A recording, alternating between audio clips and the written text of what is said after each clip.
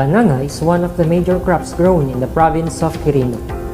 The total area planted to banana is approximately 8,100 hectares, spanning in all the municipalities of the province. Banana growers are basically smallholders, owning an average of 2 hectares per family. Banana production has been a significant source of income of the local people. However, in the early 2000s, the industry was beset by a lot of problems, natural calamities like typhoons, drought, and occurrence of pests and diseases. The banana bunchitop virus, or the BBTV, is perhaps been the most destructive among all the identified problems. BBTV is caused by the banana aphid, the Pentalonia nigro nervosa, which hampers the growth and negatively affects productivity. Rehabilitation of the banana industry is the need of the time.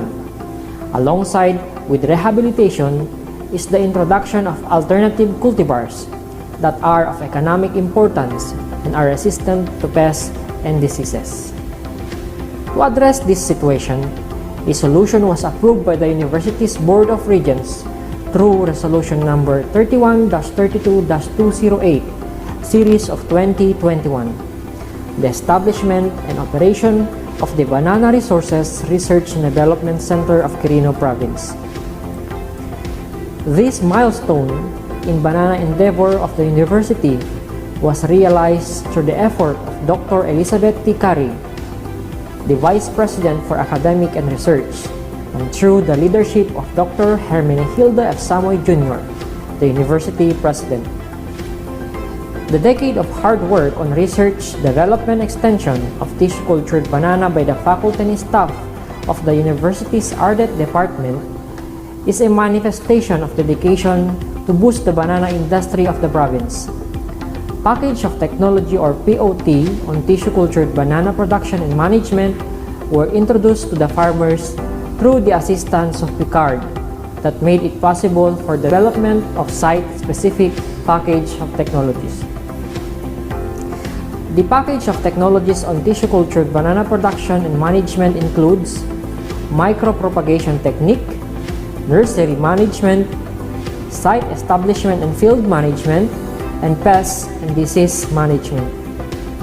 Micropropagation technique for the production of TCBs includes selection of healthy sword-type suckers from a healthy mat.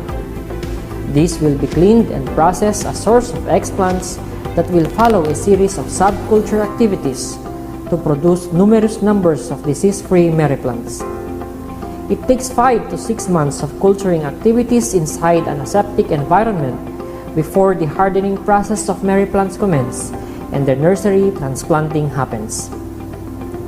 It was recorded that using the banana tissue culture protocol can result to a minimum of 30 meriplants produced from a single explant when compared to the conventional method of planting material production.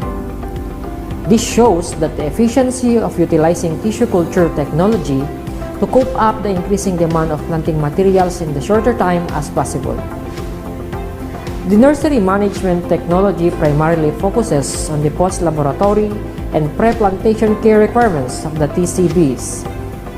Freshly deflowered TCBs are termed meriplants and require immediate post-lab care.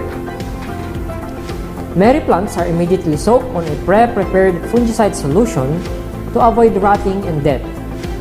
They are tended, dipped on a solution with rooting hormones to further enhance the root growth of the meriplants before they are planted inside a growth chamber. Planting them inside a growth chamber for 1 to 2 weeks serves as the primary hardening stage. A secondary stage of hardening followed by uprooting the meriplants in the growth chamber and replanting on individual polybags that contain a mixture of soil media. Individual plants are watered as frequent as possible, given fertilizer when needed, apply insecticide when required, de-leaf when necessary, and remove weed regularly. The height, number of leaves, and the date of transplanting serve as the indicators that the transplanted TCBs are now ready for outplanting. The third package of technology is on plantation establishment and field management. Plantation establishment includes site selection, planting material selection, land preparation, plan for plantation establishment, hole digging, planting, and watering. It is recommended that the site should have a water source, but not of low-lying areas that could accumulate water for a long period of time. Utilization of disease-free planting materials such as TCB is also recommended. Sucker is also an alternative, but it should come from a clean, disease-free, and healthy mat, and sword-type sucker is the best choice. Land should be prepared thoroughly, and it is recommended to till the land if it is not used for a period of 2 years to incorporate the organic matters and increase soil aeration. Hole should not be so wide and not so deep. 1 foot wide and 8 inches deep could be enough as a planting hole. At least 1 kilogram mixture of compost and carbonized rice hull with 10 grams of complete fertilizer is given to every plant upon transplanting. The synthetic fertilizer serves as an immediate nutrient source of the plant, while the compost and carbonized rice hull serve as a longer nutrient source. Field management, on the other hand, provide an interlinking activities of post-field establishment. Field management provide activities specific to every growth stage of the plant, such as fertilizer application, weeding, desuckering, pre-plowing stage activities, fruiting stage activities, and pre- and post-harvesting activities. The fourth package of technology is the management of pests and diseases. The common diseases experienced by the banana industry of the province are the BBTB and Sigatoka. These diseases are easy to manage, but most farmers neglect to control their spread. Both of the aforementioned diseases can be managed easily by right care and management of the field. Due to the growing demand for tissue-cultured banana plantlets, the university once again started its quest to upscale the success of earlier endeavor by sourcing out external funds to intensify research and development as well as extension and production activities. In 2018, a project titled Upgrading of Tissue Cultured Facility Towards Efficient Production of High-Value Crops was approved by the Department of Agriculture through the Bureau of Agricultural Research for its implementation. The project is focused on the procurement of various equipment which are still lacking in the tissue culture laboratory, renovation of the tissue laboratory, the renovation of the nursery, to cover the improvement of the hardening area, the preparation area, and the stock room. All these activities are expected to contribute in increasing the volume of quality and virus-free planting materials for high-value crops like banana. Another project was approved by the DA Bar for implementation during the year 2020-2021 with a 5 million grant to support the promotion and utilization of tissue-cultured banana, which is expected to eventually increase the income of banana farmers in the province.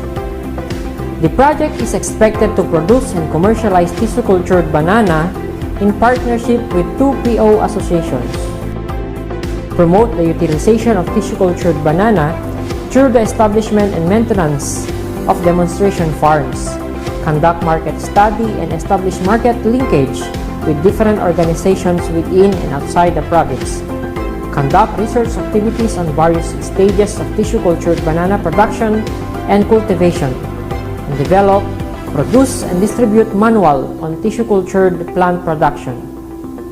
Other IEC materials on tissue culture production and management, as well as documentation of best practices on tissue-cultured banana production and cultivation.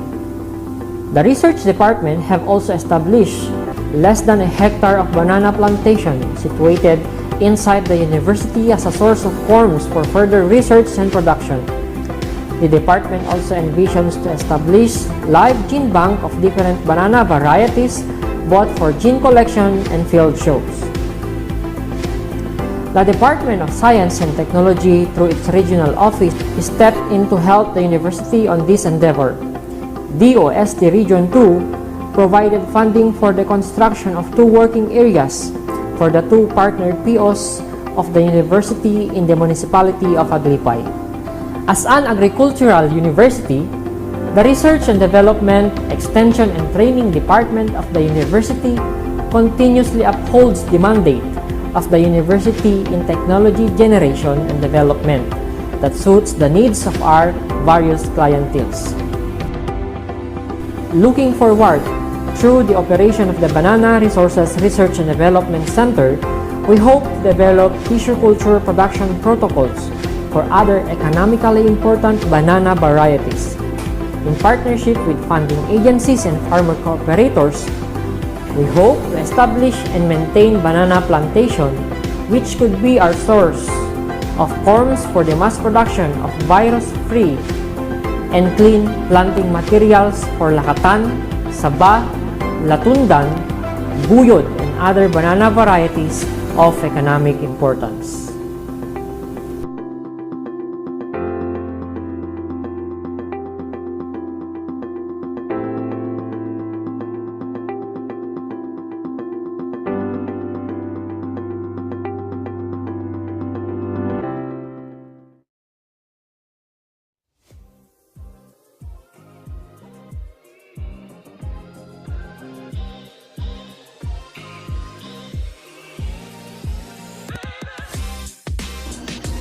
Hey food lovers! If you are a fan of Filipino food or simply looking to try something new and bold today, you're in for a treat! Get ready! Because we are about to dive into one of the most iconic, flavorful, and comforting dishes from the Philippines.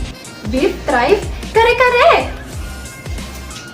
Now, if you're wondering what in the world is tripe, Don't worry, I've got you covered. We're talking about tender, melt-in-your-mouth beef tripe, slow-cooked in rich, savory peanut sauce, and paired with crunchy veggies. oh! And best part, we're making it from scratch! So, buckle up! Because we're about to bring the flavors of the Philippines right to your kitchen!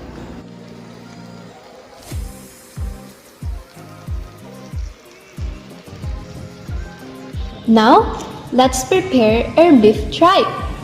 Wash it under running water to remove any impurity. Now, let's prepare the veggies. Trim the ends of the string beans and cut them into 2-inch pieces. Slice your eggplant into thin. We'll fry this later for that crispy texture. Chop the Chinese cabbage into bite-sized pieces. This will soak up the peanut sauce beautifully. Place the tripe in a pot, cover it with water, bring it to a boil, then lower the heat. Boil some water with a pinch of salt and blanch the string beans, Chinese cabbage, and banana blossom for 1 to 2 minutes. Heat oil in a pan and fry the eggplant slices until golden brown. Now that the tripe is cooked, slice the beef tripe into 1-inch strips so it absorbs the flavors well. Heat the annatto oil in a pan and saute some chopped onions, garlic, and ginger until golden and fragrant. Now, add in our tender beef tripe and saute it for a few minutes.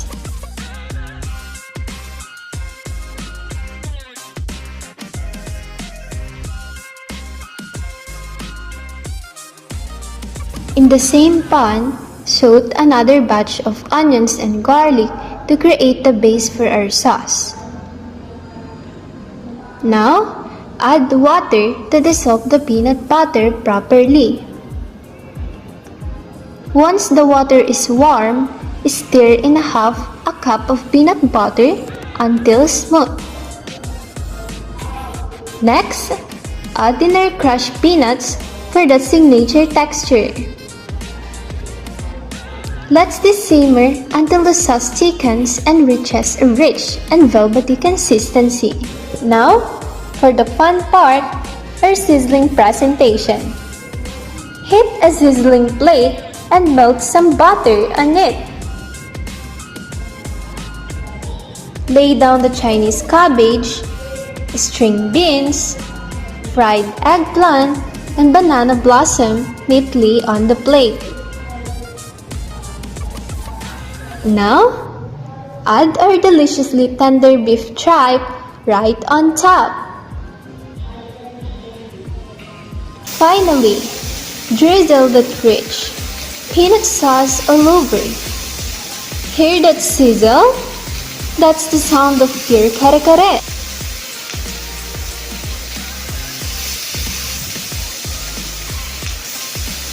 See you next time for more sizzling kitchen adventures.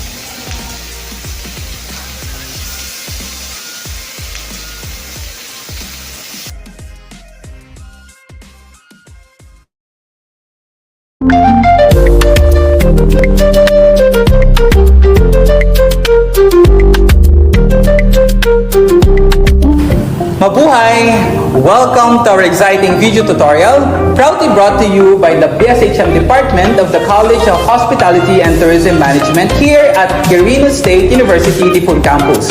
I am Bernard Villa, and together with me is Sir Lemuel Rivera. We are thrilled to showcase a unique pastry product innovation that highlights one of Quirino's finest gastronomic treasures, the calabasa. So, ready your ingredients and let's turn this humble squash into something truly extraordinary. Let's get started.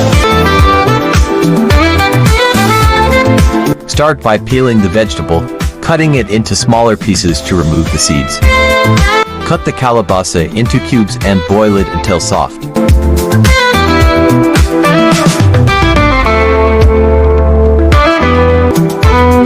Check the texture of the boiled calabasa using fork.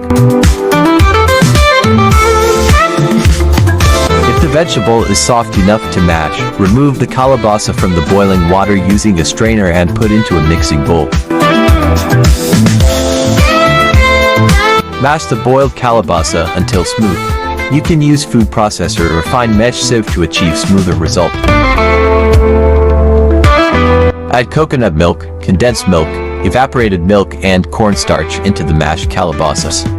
You can add a few drops of yellow food coloring to enhance the color. Mix thoroughly, then transfer into a pan, stirring to avoid lumps.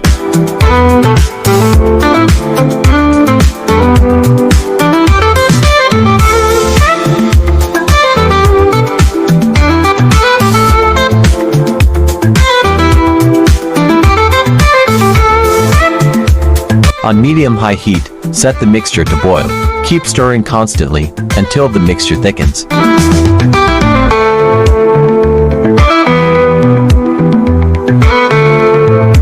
Set aside. For the calabasa chips, which will be used for garnish, simply slice thin crescent shape of calabasa flesh.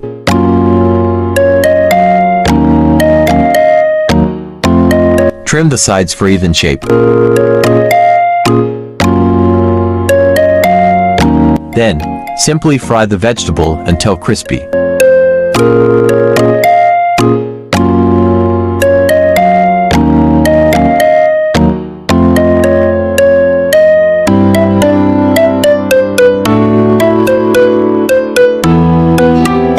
In a bowl, mix together the egg whites, flour, powdered sugar.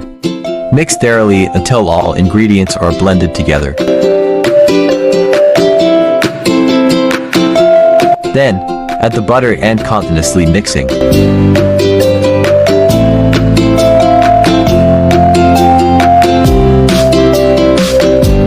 Transfer into a silicone mat, spread thinly. Bake in a preheated oven for 15 to 20 minutes.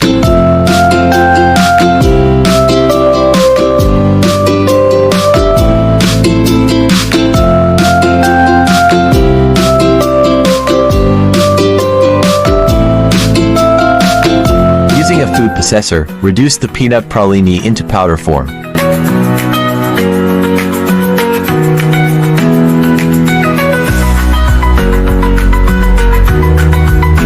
Mix the crushed palate feuilletine into the blended pralini.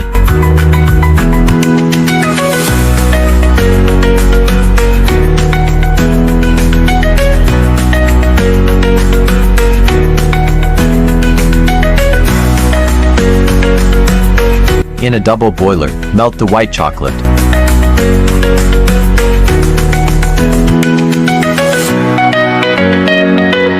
Once melted, remove from heat, then pour the whipping cream to make a paste.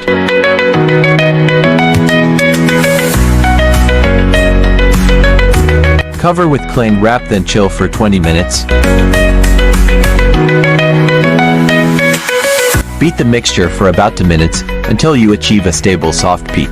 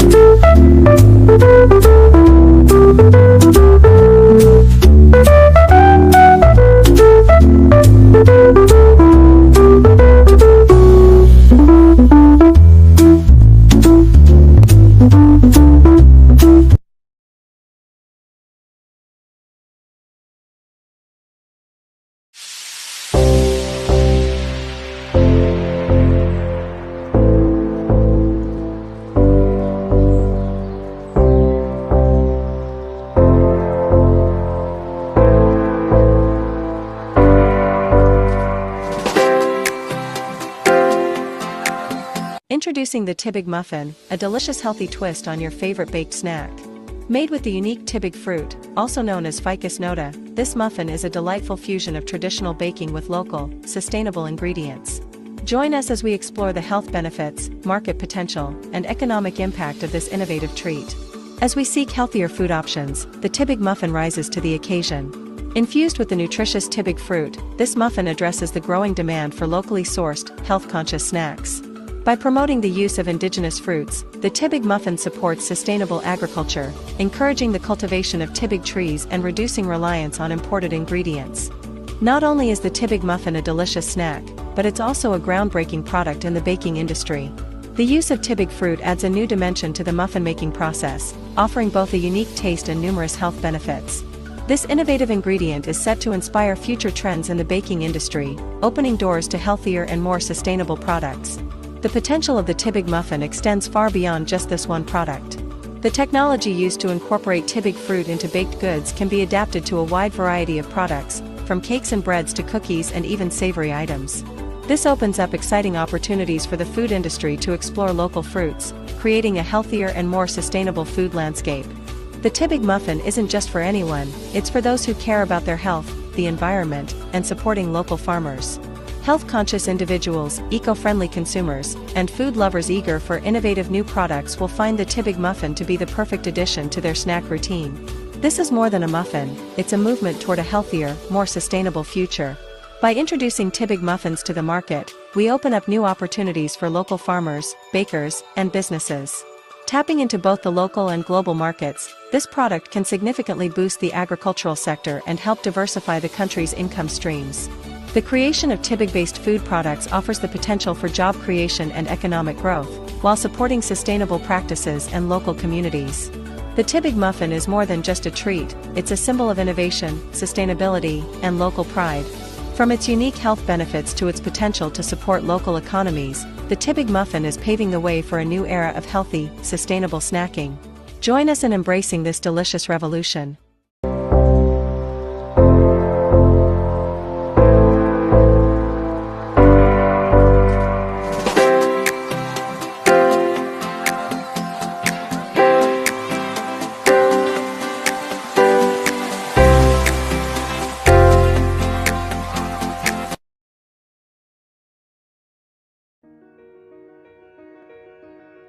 We live in a world where undernutrition and obesity can exist side by side in the same country, home, or even person.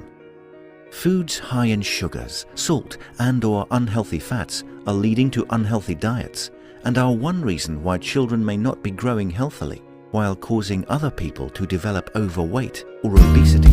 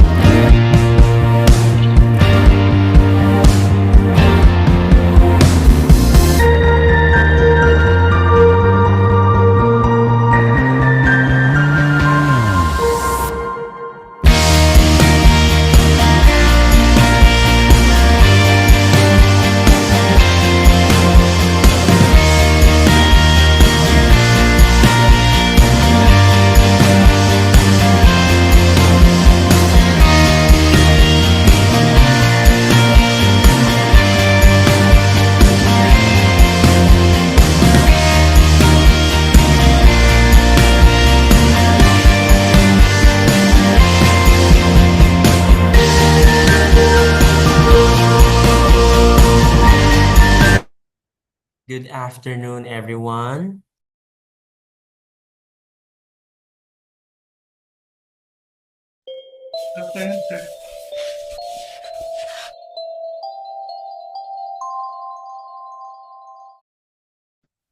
Good afternoon, sir.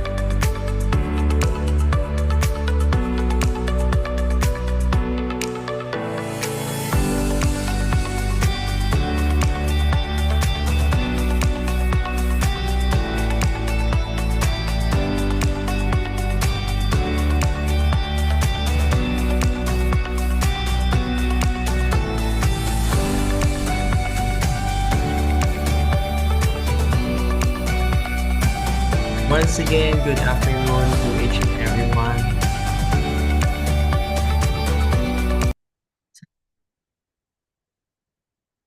Once again, good afternoon to each and everyone, and welcome to the 2025 International Spring Convergence on Gastronomic Tourism, Food Diplomacy, and Sustainability with our theme, Culinary Heritage as a Tool for Sustainable Development. To our University President, Dr. Herman Hilde F. Samoy Jr., to our Vice President for Academics, Research, and Extension, Dr. Elizabeth T. Carrig, to our Vice President for Administration and Finance, Dr. Florigold V. Saldaen, to our International Relations Officer, Dr. Ramiro G. Bautista, to our university directors, campus administrators, faculty and staff, students, our attendees from the different national government agencies, inside and outside of the country, good afternoon to each and everyone. We are thrilled to bring together the experts, different experts, enthusiasts, and industry leaders from around the world to explore the intersection of food, culture, and sustainability. Over the next 4 hours, we'll be delving into the latest trends, best practices, and innovative ideas in gastronomic tourism, food diplomacy, and sustainable food systems. To formally begin this international webinar, may we have the opening prayer, the singing of the national anthems of the Philippines, and the national anthem of Macedonia, and the QSU hymn through this audiovisual presentation.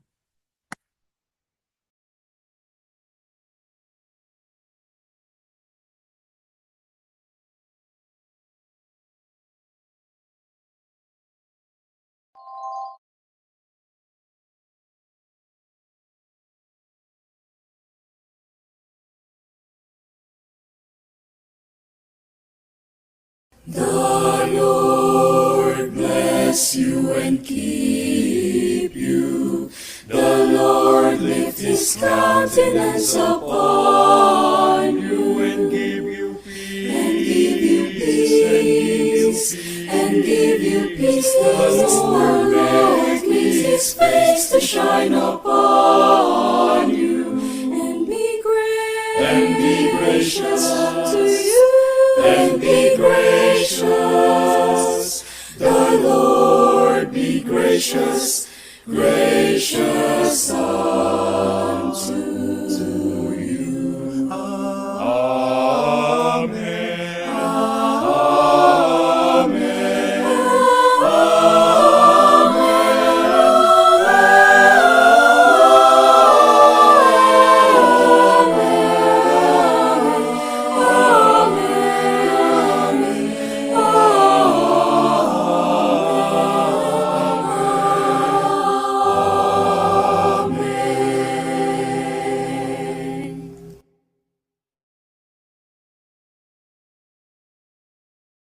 Mga kababayan, ang pambansang awit ng Pilipinas.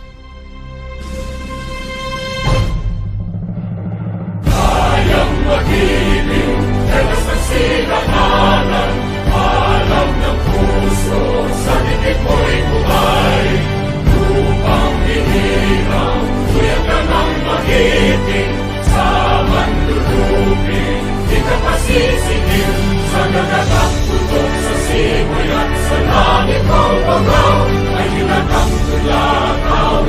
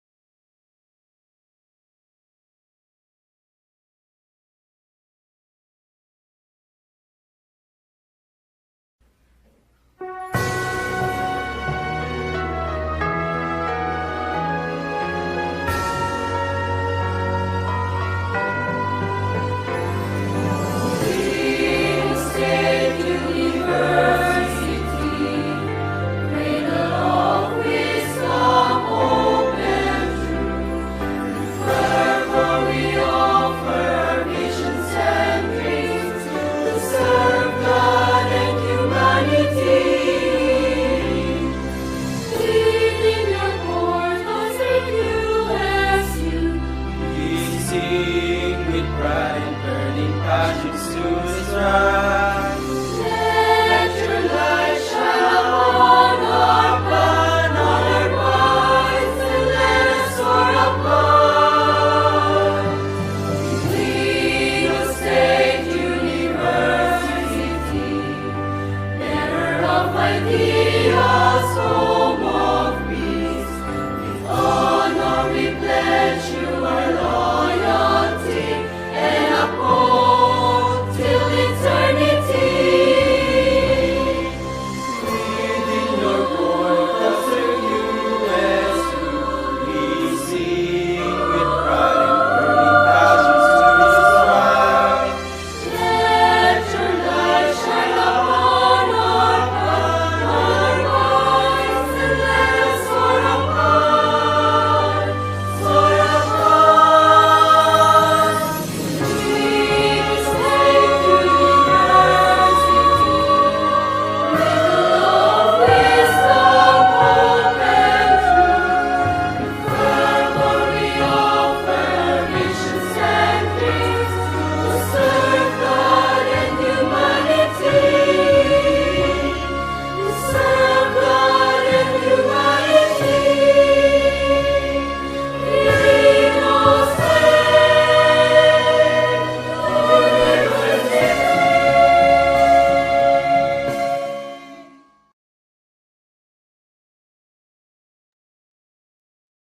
Once again, good afternoon to each and everyone, especially to our participants from the other institution in the country and outside the Philippines. Also, before we continue our program, to our attendees, we are also live through the Facebook page, the official Facebook page of Quirino State University.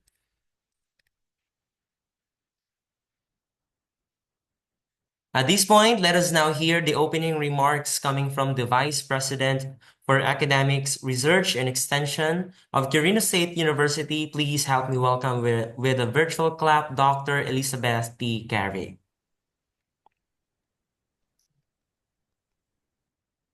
Thank you, Cleo. To our speaker for today, Dr. Dragan Jovanov from Macedonia, our University President, Sir June, our International Relations Officer, Sir Amir, faculty and students who are with us today. Good afternoon po sa ating lahat. It brings me great joy to welcome you all to the 2025 International Convergence on Gastronomic Tourism, Food Diplomacy, and Sustainability. So this event is a celebration of the diverse culinary heritage of the different participating countries and the reflection of our shared pursuit of a future that is sustainable, inclusive, and globally connected. Today and the next few Fridays, we embark on a meaningful journey, one that honors culture, science, and collaboration. So through the lens of fermented foods, humble yet powerful expressions of our identity, we will dive into conversations on food security, health, and the importance of working together across cultures. Our discussion will span an exciting range of topics. So culinary storytelling, gastronomic tourism, food diplomacy, sustainable agriculture, and innovative food systems. So we are proud to host esteemed speakers from Vietnam, Indonesia, Macedonia, Malaysia, and the United States, whose presence highlight the strong international ties that enrich our academic community. So this convergence is also a step toward advancing the Sustainable Development Goals of the United Nations, especially those that promote zero hunger, good health and well-being, responsible consumption, and quality education. So in doing so, we are shaping future professionals and nurturing global citizens ready to lead with purpose. My gratitude goes to our committed faculty, partner institutions, and most especially to our students for your energy and curiosity. So may this event inspire you to learn deeply, connect meaningfully, and dream boldly. So let us continue to honor our culinary heritage and ensure it thrives, flavorful and relevant for generations to come. So thank you and enjoy the rest of the program.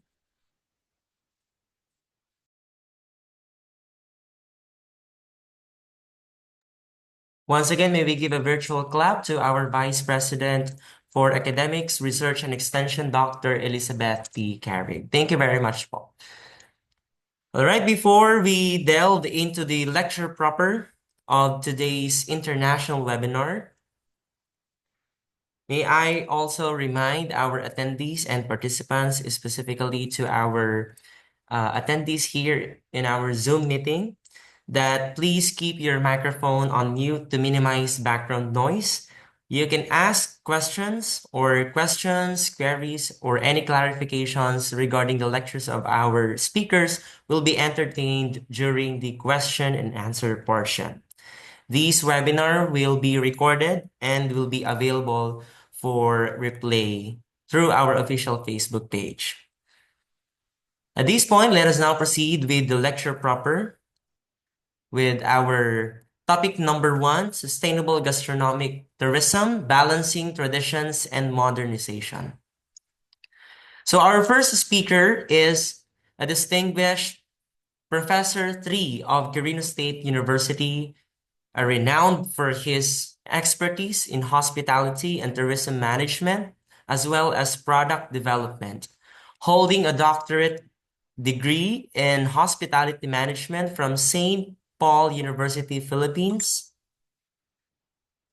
Dr. Tariga has made significant contributions to the academe through his Scopus indexed research, which includes studies on food consumption habits during the pandemic, bamboo shoot-based food innovations, and entrepreneurial training design. A licensed professional teacher and certified hospitality professional. He has received numerous accolades.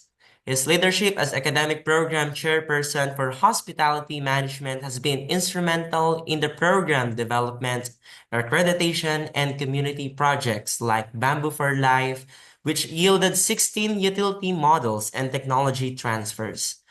With over a decade of university service and prior industry experience as a senior kitchen crew in Saudi Arabia, he bridges theory and practice, fostering student success and sustainable development in the hospitality sector.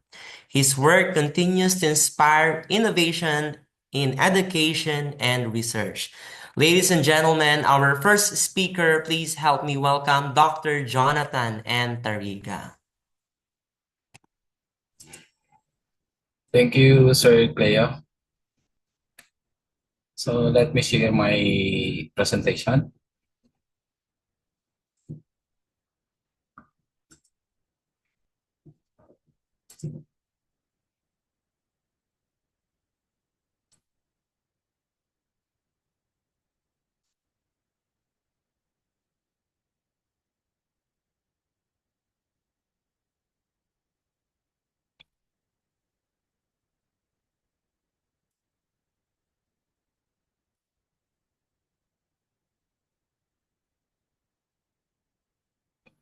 Ito na ba, mga friends? Yeah, so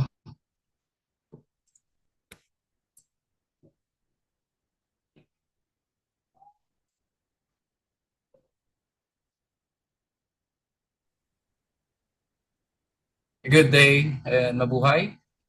So behind the authentic dish served to tourists is a network of farmers, fisherfolk, artisans, and small-scale makers who keep traditions alive through their daily work. They are the true custodians of local flavors and culture.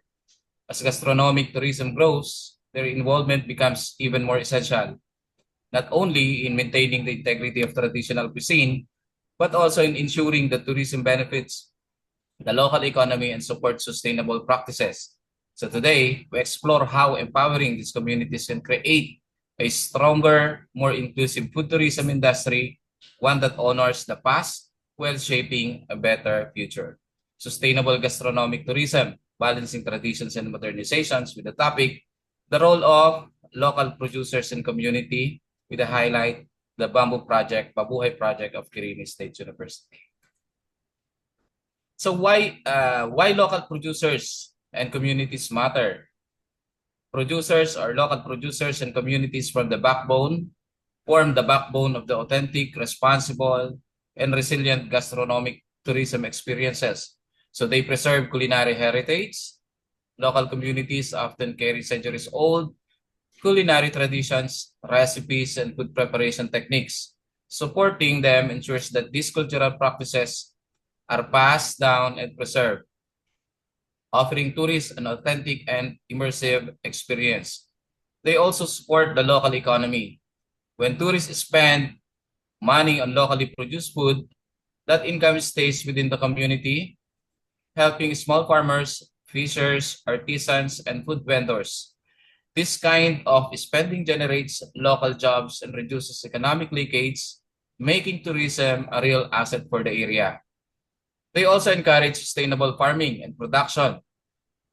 Local producers are more likely to use traditional, low-impact, and sustainable methods of agriculture and food production.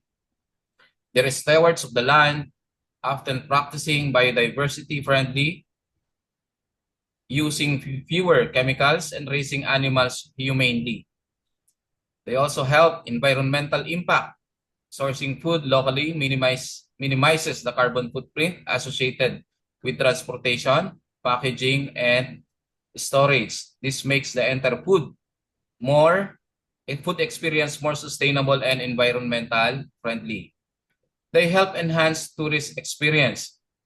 Travelers today increasingly seek meaningful and ethical experiences, meeting with local farmers or producers, visiting farms, or participating in a community-led cooking classes offers richer storytelling and connection, which is the key elements in memorable tourism. They also build resilience in rural areas.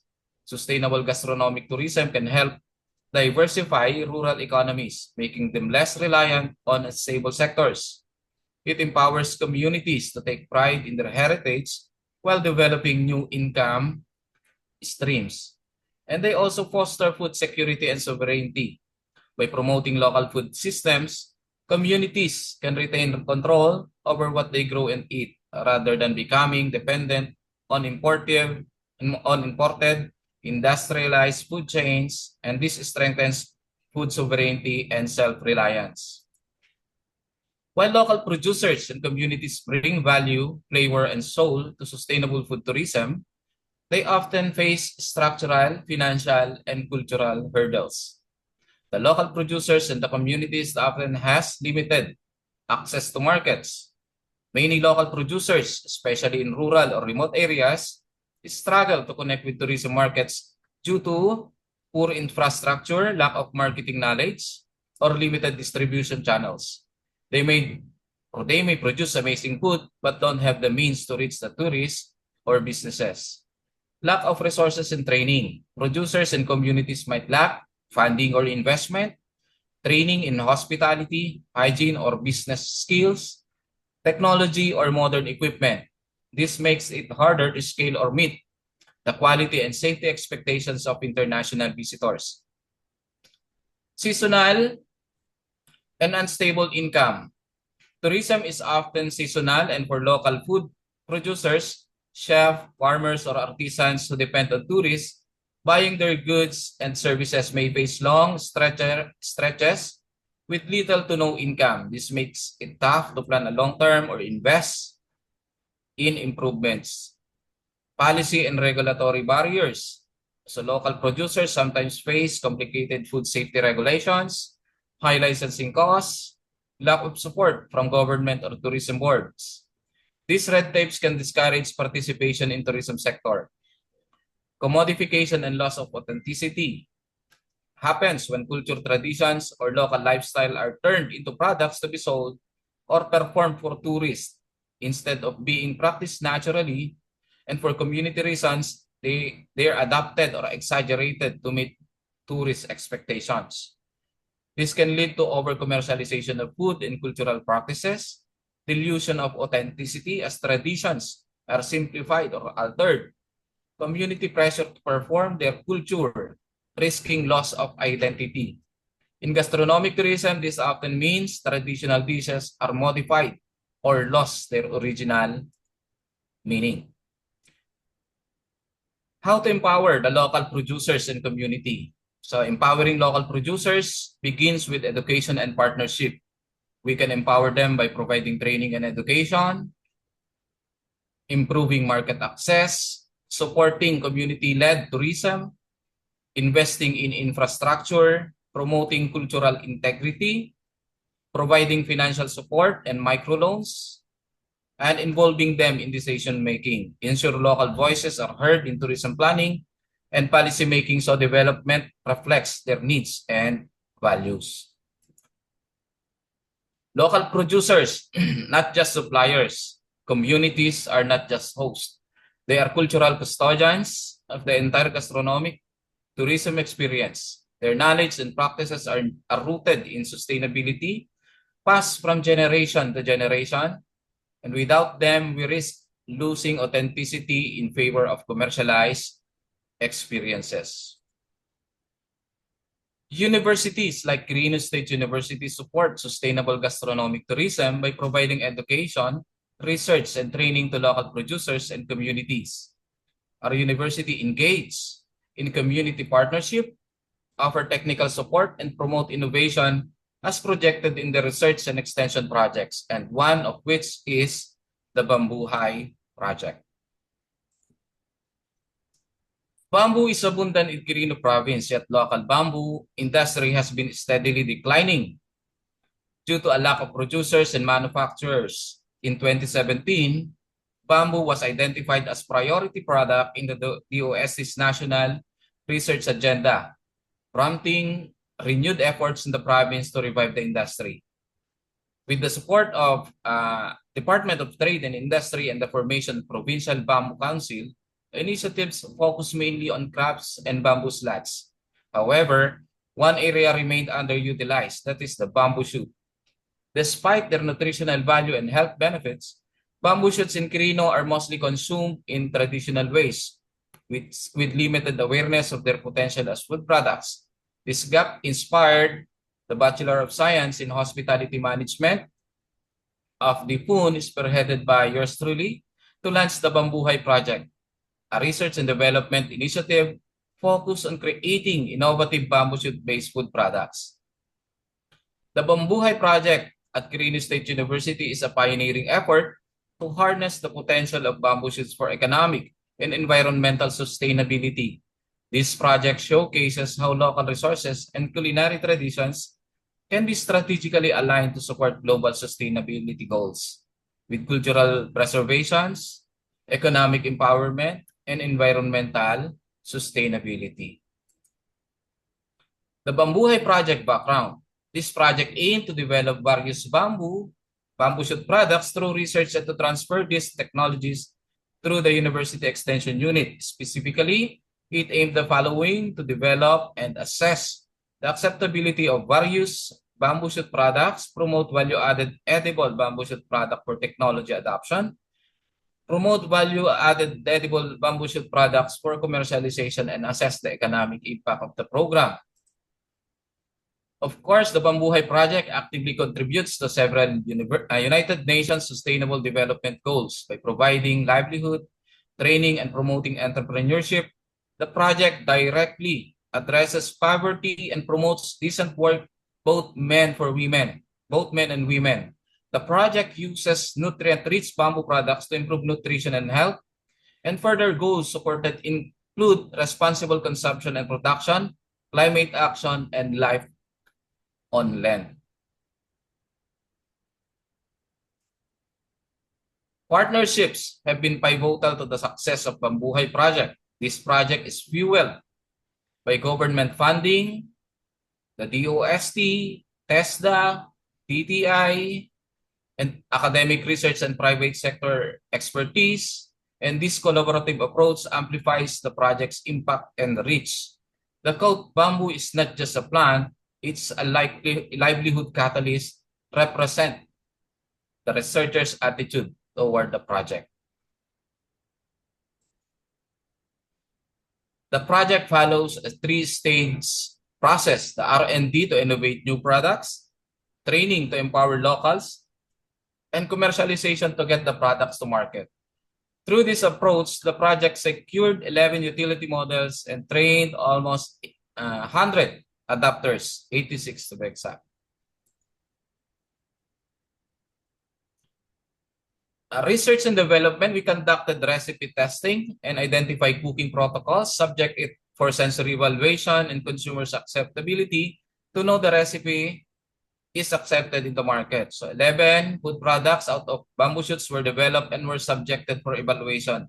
And as of this moment, a lot of bamboo shoot products were also included in this project.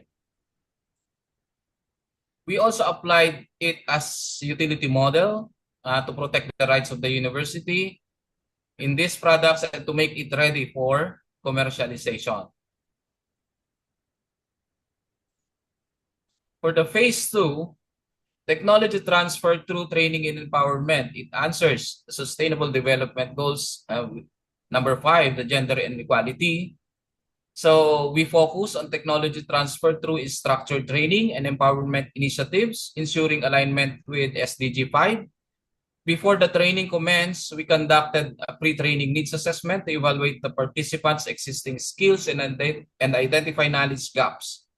This assessment was designed ensuring the training addressed the specific barriers faced by women and other underrepresented groups in accessing technical education.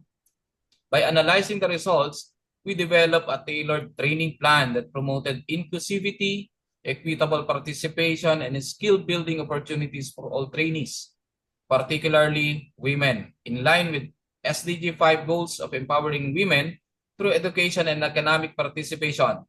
This approach not only enhanced technical competencies, but also fostered a more inclusive learning environment, enabling all participants to contribute meaningfully to the sustainable development.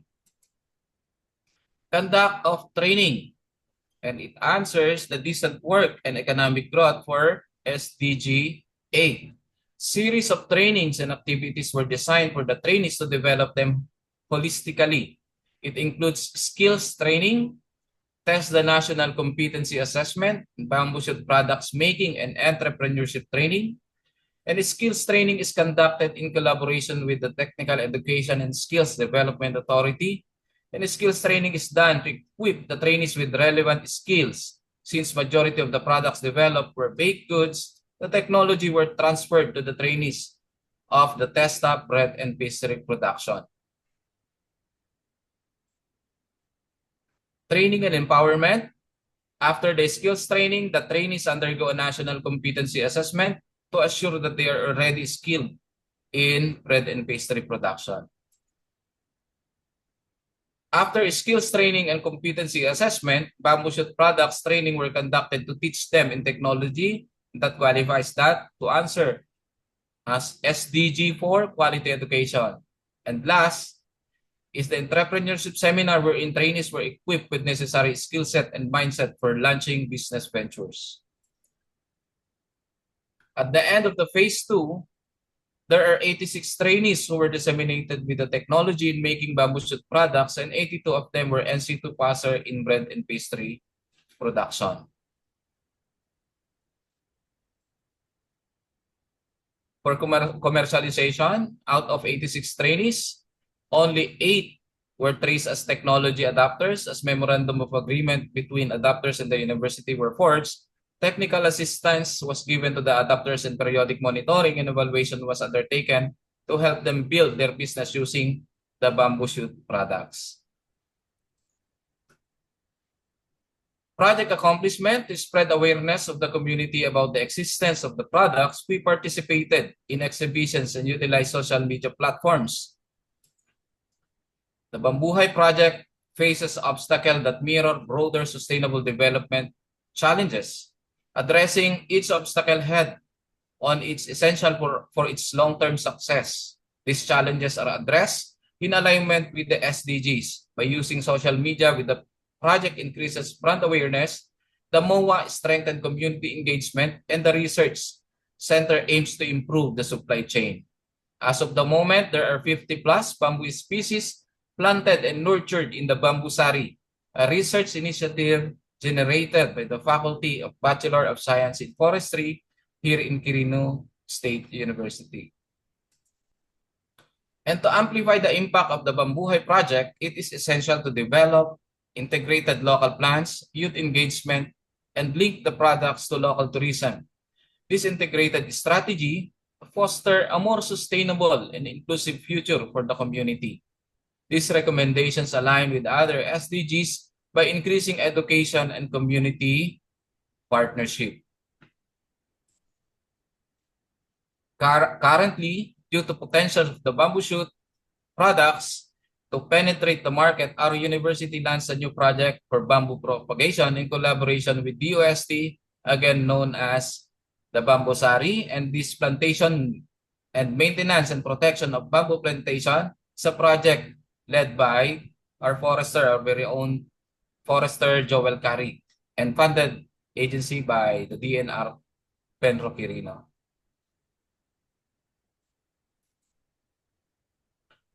The PLGU of Quirino and DTI is featuring the products in their social media platforms during the celebration of the World Bamboo Day.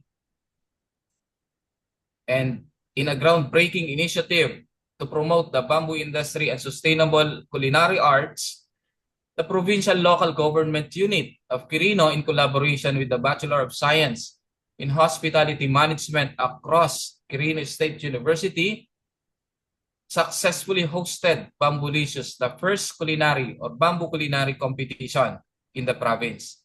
The event brought together a diverse group of participants, including students or talented young cooks from various schools across the province, showcasing their skills in bamboo-inspired dishes.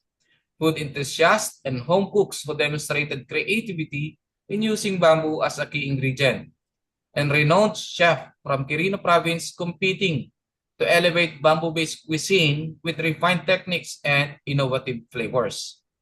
The competition highlighted the versatility of bamboo, not only as an eco-friendly resource, but also as a unique ingredient, both traditional and modern dishes.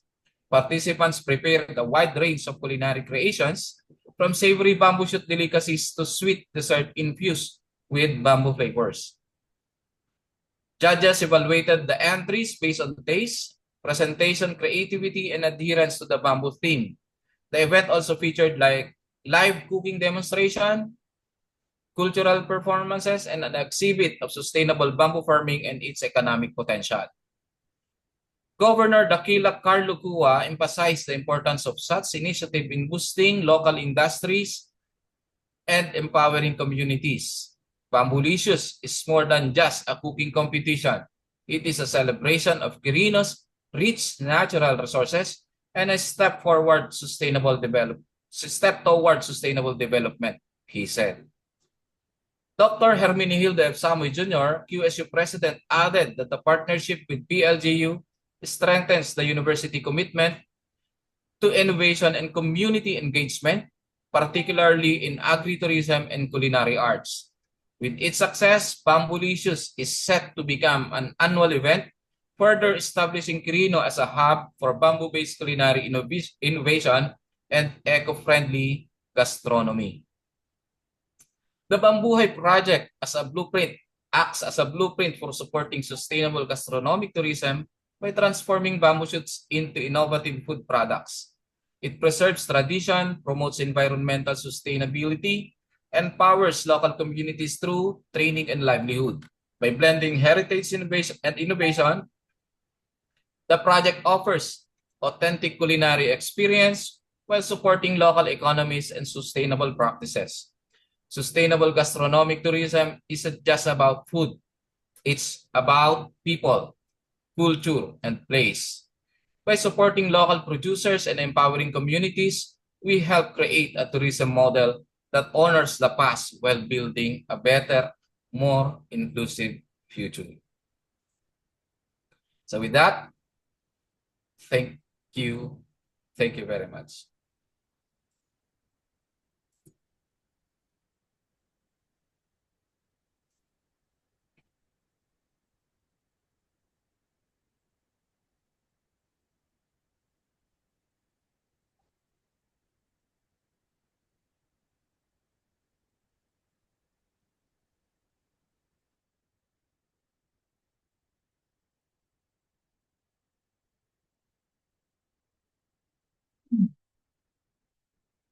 Sir Cleo?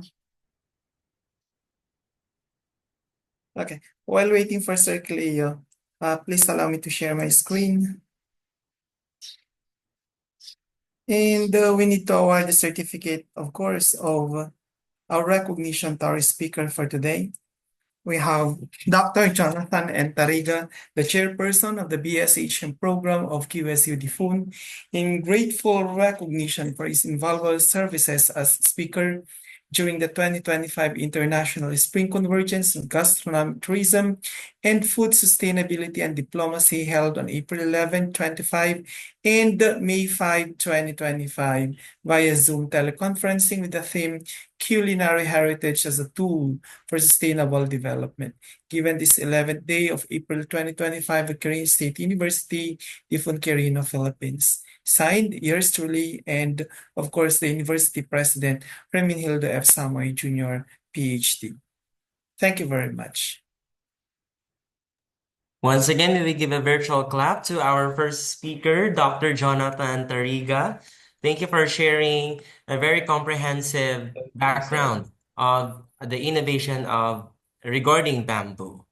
Muli po palakpakan po natin, Dr. Jonathan Tariga. And of course, we'd like also to acknowledge here with us our university president, Dr. Hermenegildo F. Samoy Jr., our participants from the La Patria College, and of course, to the Cagayan Valley Computer and Information Technology College from Region 2. At this point, before we proceed with the second topic and second speaker of this international webinar, may we hear a special message coming from our university president. Please help me welcome with a virtual clap, Dr. Hermenegildo F. Samoy Jr. Good afternoon, Sir June. Hello, Cleo. How are you? Hello, everyone. I am honored to see you all in this 2025 International Spring Convergence on gastronomic tourism, food diplomacy, and sustainability with the theme culinary heritage as a tool for sustainable development. I just arrived from a trip and I am now here to say hello to you, to say good afternoon, to say mabuhay, magandang hapon sa inyong lahat. Our culinary heritage is more than just food on a plate. It is a living, breathing testament to who we are as a people.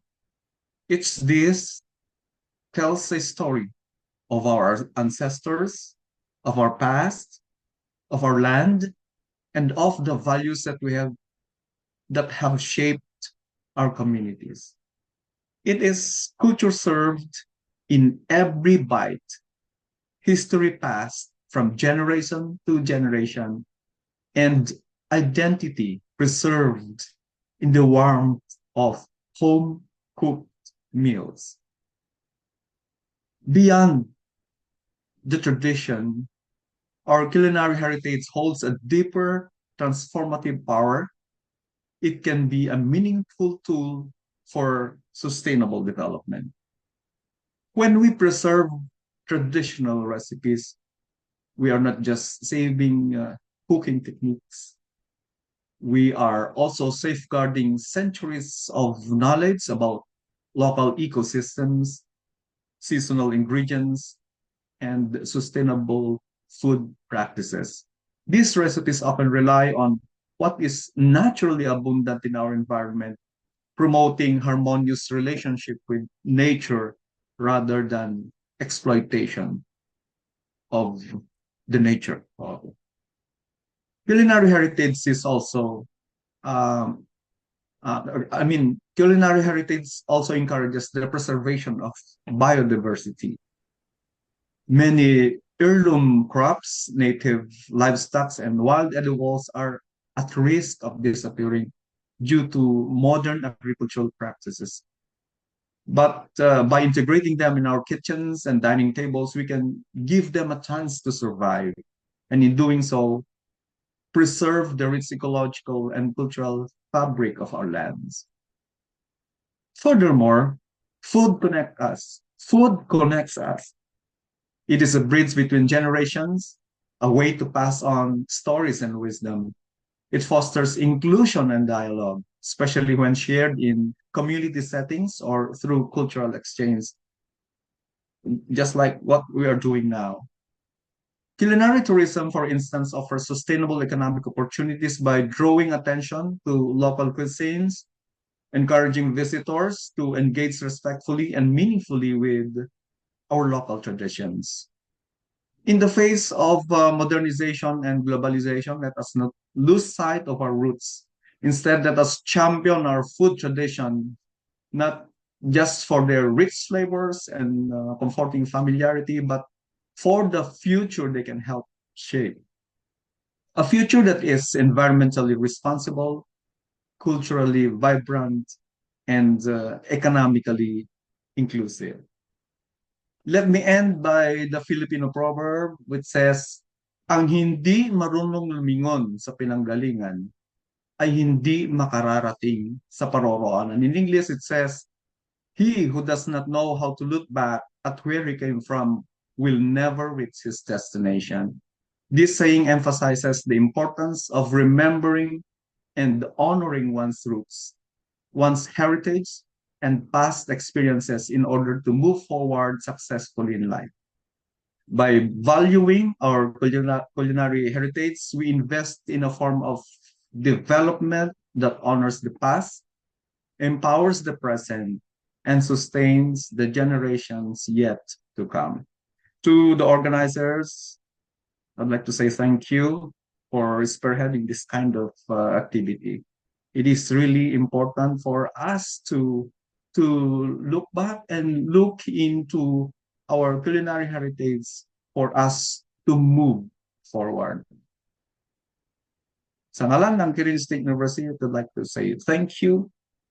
In the name of Kirin State University, I would like to say thank you and mabuhay and enjoy the rest of the activities that we have. Thank you. Once again, good afternoon. Once again, may we give a virtual clap to our university president, Dr. Hermenegildo F. Samoy Jr. Thank you very much, Paul. At this point, let us now proceed with our topic number 2, focusing on food storytelling, using culinary narratives to promote tourism and cultural identity. Our first speaker under this topic is an assistant professor 3 of Quirino State University Difun main campus. She has been a dedicated faculty member of Quirino State University main campus since 2013. She holds dual bachelor's degrees in hotel and restaurant management and tourism management, along with a master's degree in hospitality management. She is committed to continuous professional development, and she also completed her professional education units and successfully passed the licensure examination of her teachers in 2016, majoring in social sciences. Professor Takadena is a TESDA accredited trainer in Food and Beverage Services NC2 and Events Management Services NC3, demonstrating her expertise in both academic and technical vocational fields. In addition to her teaching responsibilities, she actively engages in research, particularly in the area of product development. Currently, she serves as the College Extension Coordinator, where she contributes to community and institutional development initiatives. Her passion for education, research, and services reflects her commitment to excellence in the hospitality and tourism industries. Ladies and gentlemen, our first speaker for our topic number 2, please help me welcome with a virtual clap, Ma'am Franz Marie Ann R. Takadena. Buhay, good day. Good afternoon, ma'am. Good afternoon po.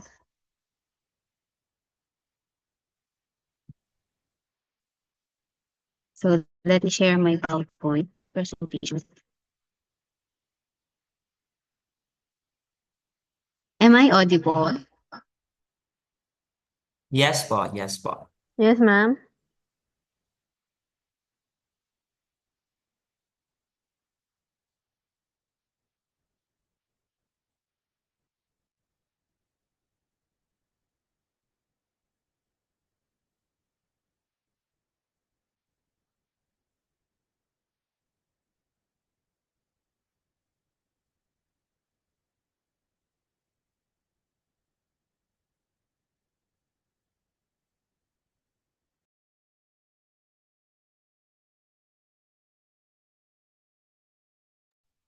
Okay, again, good day, mabuhay. When we think of travel, we often picture famous landmarks, breathtaking landscapes, or cultural celebrations. But one thing that unites all these journeys, that captures the essence of a place and lingers long after we return home, is food. Currently, we stand at the crucial crossroads of modernization and keeping traditions. On one side, modernization offers us innovation, efficiencies, and global reach, while on the other side, tradition anchors us, reminding us of where we came from and why it matters. So, how do we move forward without leaving behind the very flavors that define us? That is the delicate balance we are exploring today, as we first need to understand the very foundation of culinary traditions, rituals, and dishes, the heart of gastronomy, the local ingredients. So local ingredients refers to food components that are grown and or produced within a specific region, contributing to the culinary identity and cultural heritage of that area. And understanding what qualifies as local ingredient is essential in sustainable gastronomy tourism, where food becomes a bridge between culture, sustainability, and economy. A local ingredient is not simply defined by proximity. It carries a deeper connection to place, people, and practice. So what makes an ingredient local? The following are criteria on identifying what is local.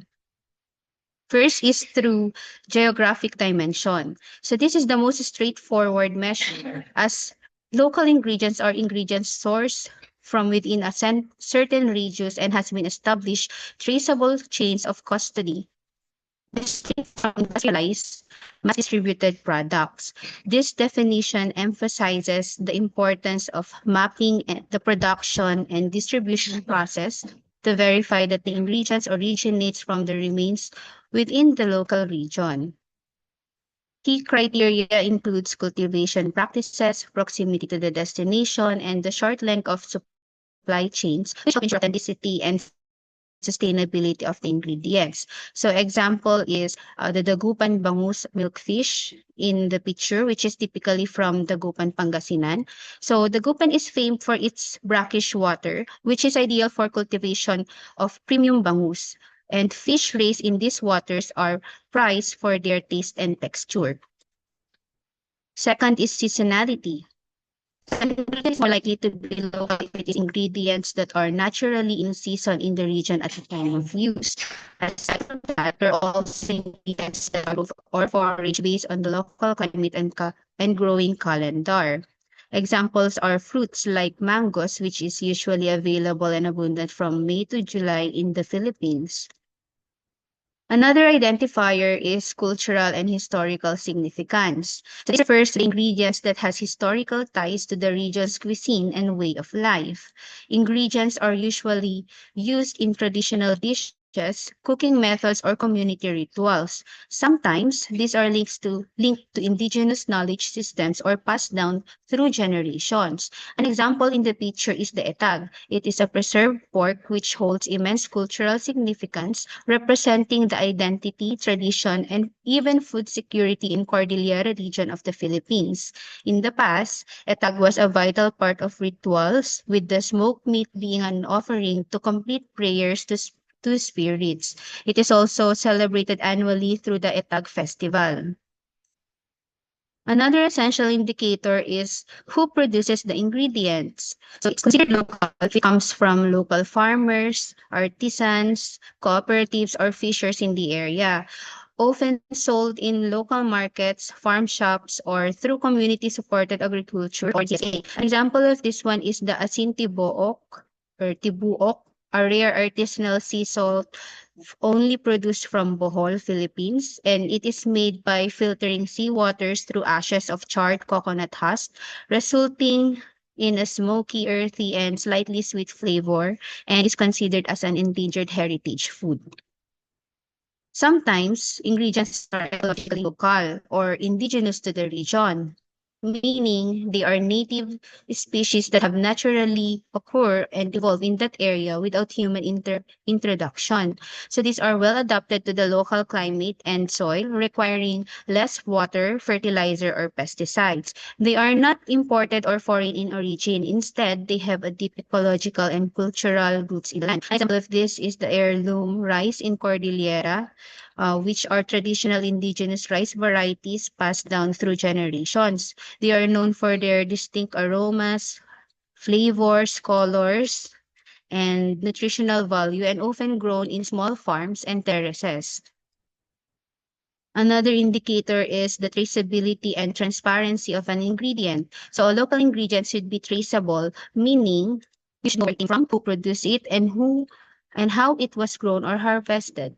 It often involves minimal packaging and processing, allowing it to connect with the source. An example is the Highland Arabica coffee, which refers to the premium single origin coffee varietal grown in the high altitude Cordillera highlands, known for its distinct aroma and flavor. And last is how they are produced. True local ingredients are not only about distance, but also about how sustainably they are produced. Ingredients that are grown or harvested in the ways that protect natural resources and local ecosystems, and they are grown using methods that respect the land and ecosystem. So they promote fair labor practices, animal welfare, and community well-being. An example of this one is the dried gabi or taro leaves from Bicol, which is grown in backyard gardens or naturally in lowlands and dried using traditional sun drying techniques. With all that, in culinary practices, local ingredients are integral in defining the flavors and signature dishes characteristic of a specific culture. Distinct flavor principles are built on the prevalent use of particular ingredients within regional cuisines. However, their importance is sometimes overlooked in the promotion of gastronomic tourism. A certain place in a certain place that they can emphasize on local foods only. So why local ingredients matters in gastronomic tourism promotion? So first, it promotes culinary heritage and regional identity. So local ingredients are the core of Filipino regional cuisines, each of which carries centuries of indigenous wisdoms, colonial influence, and environmental adaptation. As modernization and globalization introduce imported or processed foods, many traditional recipes and cooking methods risk of being forgotten. So promoting dishes made with native or local ingredients help preserve culinary heritage, reinforce regional identity, and protect intangible cultural heritage. So here visitors gain a deeper and more respectful appreciation of Filipino history and identity when they experience authentic food shaped by land, people, and tradition. Second is it strengthens local economies and provides fair income. So rural communities in the Philippines, as we know, is often faced with high poverty rates and limited access to the market opportunities. So tourism that centers local ingredients creates demands for traditional crops and products, allowing communities to earn fair income without leaving their land. So this provides a stable market for the small-scale producers and encourages agricultural sustainability. On the other hand, tourists indirectly support local livelihoods every time they dine in establishments that source locally. So this encourages economic redistribution to rural and marginalized sector, including women and indigenous people. Third is reduces environmental impact via shorter food chains. So food systems contribute a large percentage of global greenhouse gas emissions. Shorter or local food chains means less pollution. So better nutrient retention and greater food security. Local ingredients typically requires fewer transportations, resources, less refrigerations, and minimal packaging, significantly lowering the carbon footprints of meals. So when ingredients are also native or adapted to the region, they often grow with fewer pesticides, fertilizers, or artificial inputs. Four is it creates authentic tourist experience. So food made with local ingredients tells a story about the land, its people, and their way of life. By eating, local travelers participate in an immense cultural experience that can't be replicated elsewhere. So these experiences are memorable, interactive, and meaningful, turning a simple meal into a cultural exchange. And tourists often share these moments on social media or by word of mouth, helping promote sustainable destinations. And last is it empowers indigenous and rural communities through food-based storytelling. Local ingredients are often tied with folk tales, our ancestral practices, and ecological knowledge, especially among indigenous communities. And promoting these ingredients gives local people a platform to share their identity and value their food in ways that are dignified and community-led. Indigenous knowledge is deeply rooted in respect for nature, seasonal rhythms, and spiritual connection to food. And sustainable tourism creates opportunities for these communities to reclaim narratives and engage in visitors with pride and dignity. Using local ingredients also poses several challenges. So first is the limited commercial production and inconsistent supply. So many local ingredients in the Philippines are cultivated by small-scale subsistence farmers or gathered from regional sources.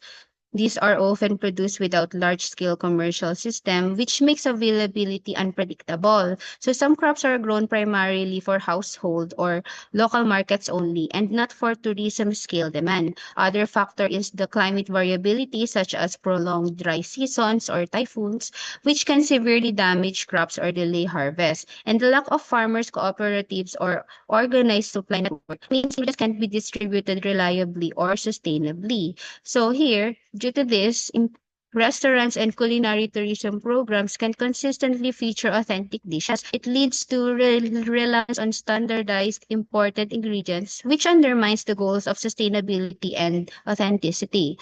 Second is lack of awareness and appreciation even among locals. So centuries of colonial influence and modernization have shaped Filipino palates to favor westernized food. So as a result, some native ingredients are underappreciated, overlooked, or considered inferior, especially among the younger generation or the urban consumers. So the devaluation of local ingredient leads to the loss of culinary identity and missed opportunity for cultural education. Tourism misses its chance to promote underappreciated native flavors as premium, story-rich experience due to this. An example is the tapoy or the rice wine from the Cordillera. So this remains less celebrated nationally than international wine despite cultural value. Next is the lack of proper infrastructure like storage, processing, and transport, which also pose a challenge.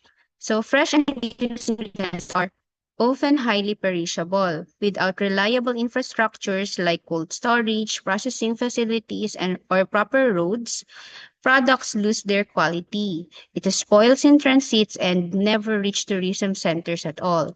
So some regions are remote and mountainous, which lacks farm-to-market routes or refrigeration. Aside from that, many producers use traditional preservation techniques, which may not meet modern food safety standards. So there are also urban chefs who want to use local ingredients but can find stable sources that ensure hygiene and freshness. So this creates waste and discourages culinary entrepreneurs from using perishable seasonal items. It also weakens local food systems and isolates producers from market opportunities. Next is the loss of traditional knowledge and culinary skills, which is currently occurring unprepared problem in our country. The Philippines has thousands of intangible culinary practices. Many pass forward from generation to generation. However, with migration, urbanization, and aging population, this traditional knowledge is quickly disappearing. So recipes and rituals tied to planting, harvesting, and cooking are often documented. Young people are also drawn to city jobs or foreign cuisines, leaving ancestral food ways behind. Furthermore, schools and culinary institutions rarely include indigenous or regional recipes in the curricula.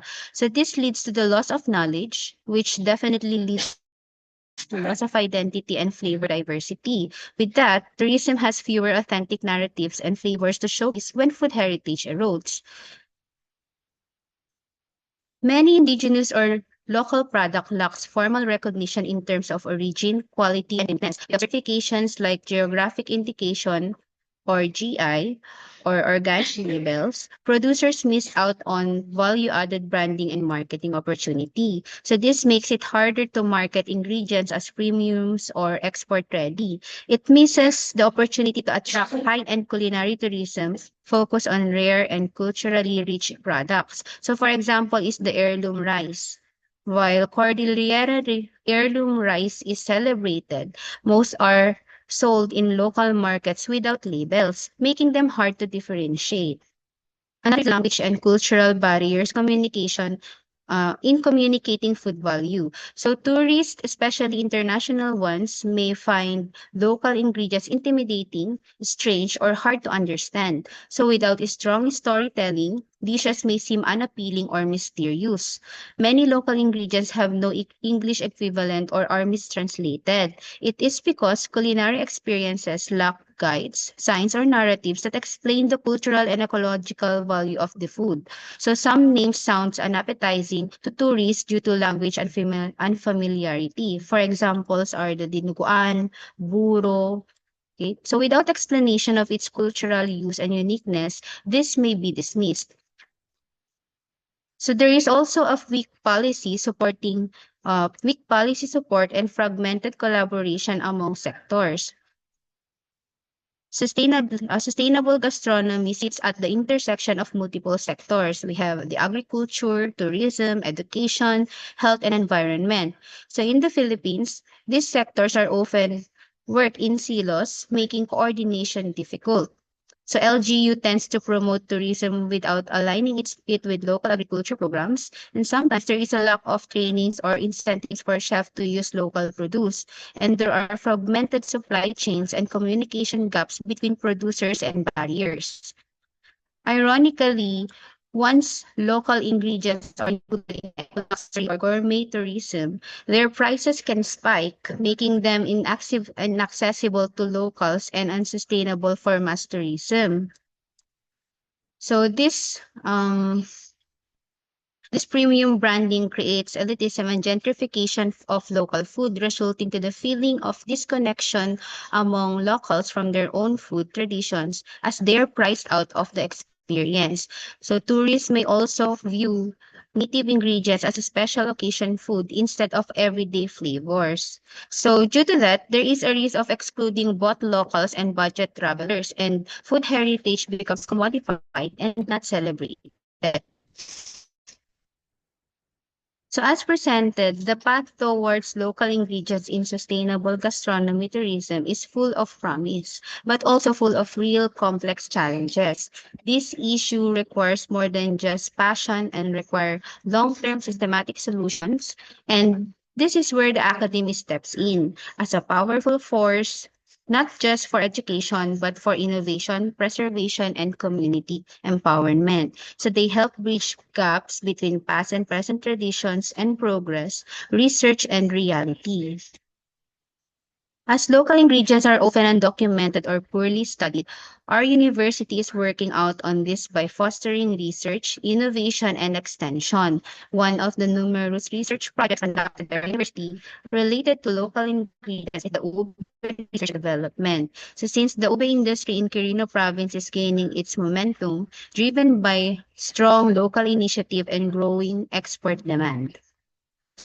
So one of the project was geared towards development wherein it began surveying and mapping the different varieties, studying methods and production in the area, followed by profiling the ube farmers and conducting about analysis to understand the flow of product from cultivation to market. With this foundational information, the industry product development of ube, ensuring that the new product produced by local practices and supported agricultural landscape.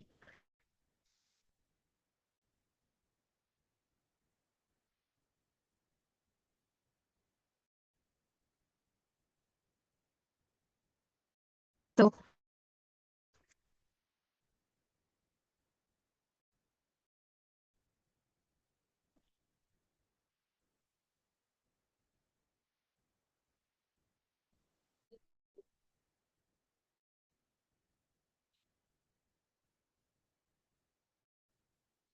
so a project team was able to locate farmers and um, they were able to profile and assess the publishing of the projects or the products rather there. And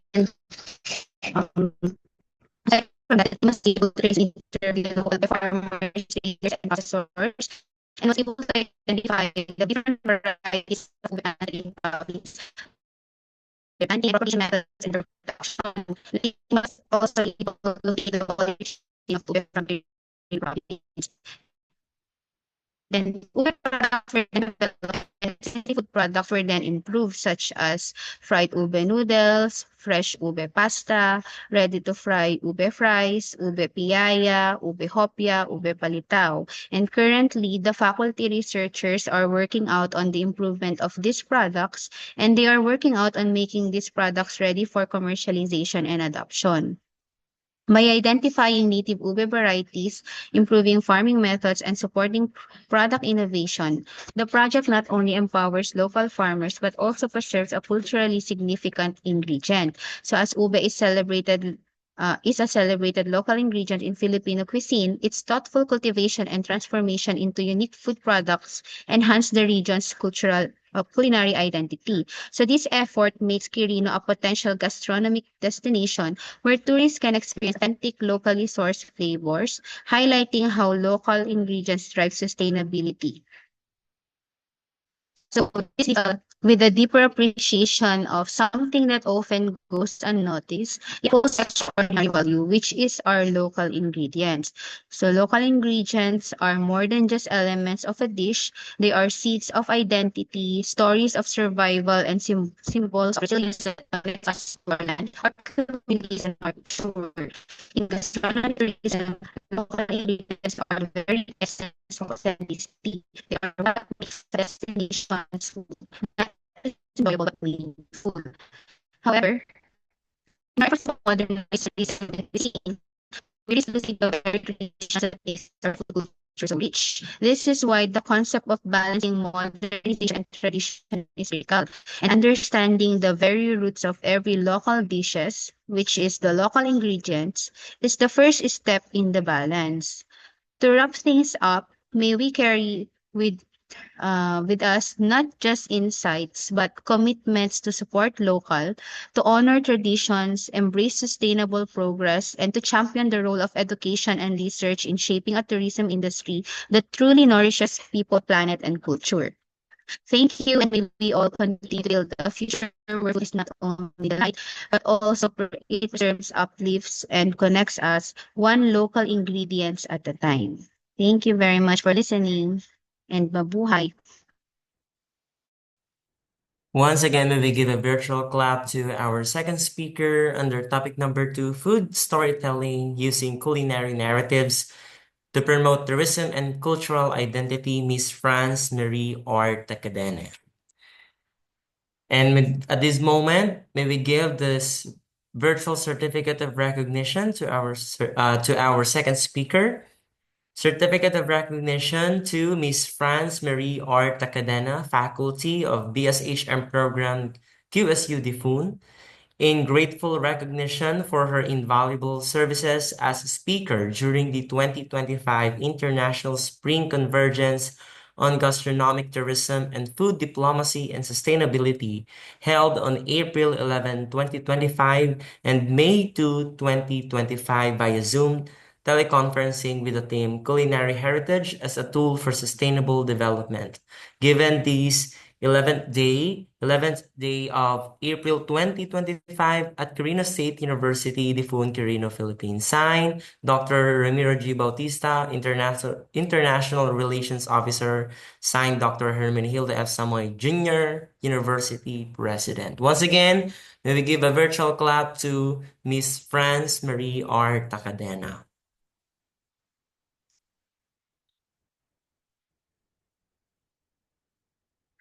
Our second speaker for our topic number 2, food storytelling using culinary narratives to promote tourism and cultural identity, is a notable educator with excellent contribution to education, especially on language, exemplifying quality education and innovative pedagogical strategies in teaching.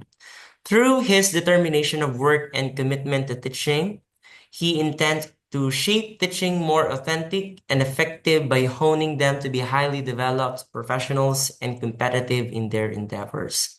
Considering his best practices and involvement to different national and international enhancements, these shaped his path of being determined and keeps soaring in the realm of education. Currently, he keeps his pace of encouraging learners in fulfilling their journey to excellent education. Ladies and men, our second speaker, the Dean of the College of Teacher Education and Program Chairperson of the BSE program of QSU Difun Campus, Dr. Agaton P. Patalitan Jr. Hello, good afternoon. Am Good I afternoon po. narinig ba ako? Yes, Doc. Hello? Okay.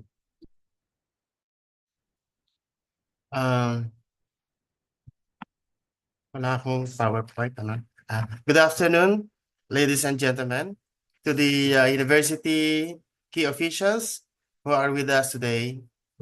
Our university president, Dr. Hermenegildo F. Samoy Jr., our university vice president for academic research and extension, Dr. Elizabeth Tikarig, to our IRO, Dr. Ramiro G. Bautista. We have here the campus administrator of Cabarugis Campus, Dr. Baltasar Damanse, and with us are the different program chairpersons, Dr. Jonathan N. Tariga of the BSHM program, Different and Ms. Bernadette Sicas of Mandela Campus. We would like to acknowledge as well our visitor from Macedonia, Dr. Dragan Jovanov. To all, good afternoon once again. It is both an honor and a pleasure to welcome you all here today as we gather to explore a topic that is as rich and flavorful as it is vital for our shared future. Culinary as a tool for sustainable development. Our culinary traditions are more than just recipes passed down through generations. They are living expressions of identity, history, and connection to the land. They tell the story of who we are, we come and where we come from, and how we relate. There is knowledge of sustainable farming, of seasonal cycles, of local biodiversity, and of resourcefulness that has guided communities for centuries. As we face pressing global challenges, climate change, food insecurity, loss of biodiversity, our culinary heritage holds solutions that are both innovative and deeply rooted in time-tested wisdom. By embracing and preserving these foodways, we not only honor our ancestors, but we also pave the way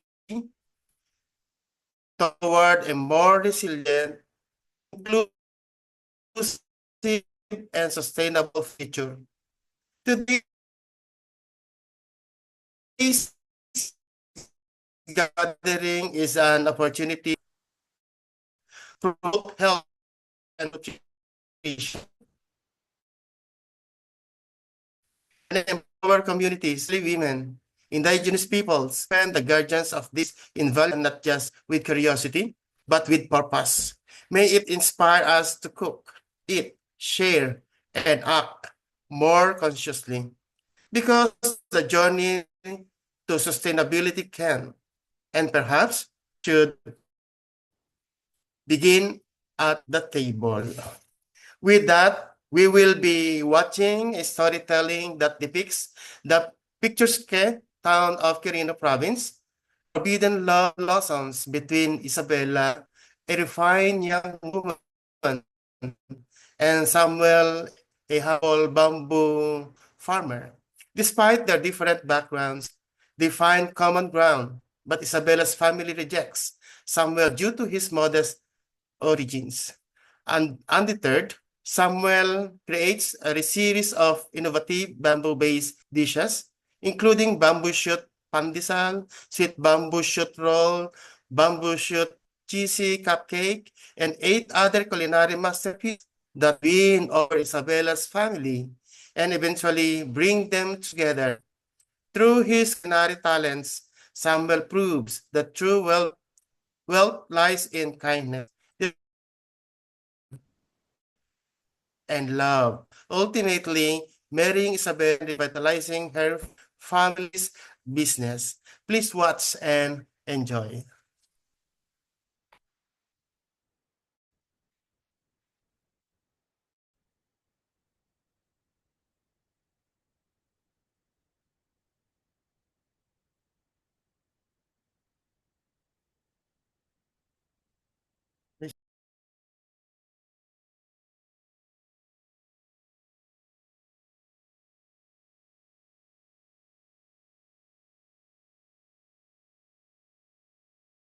Emergency open mo.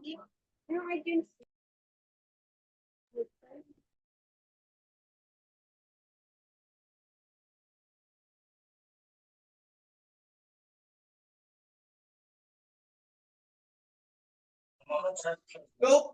Tadi lokal di 99 na kala, di 199.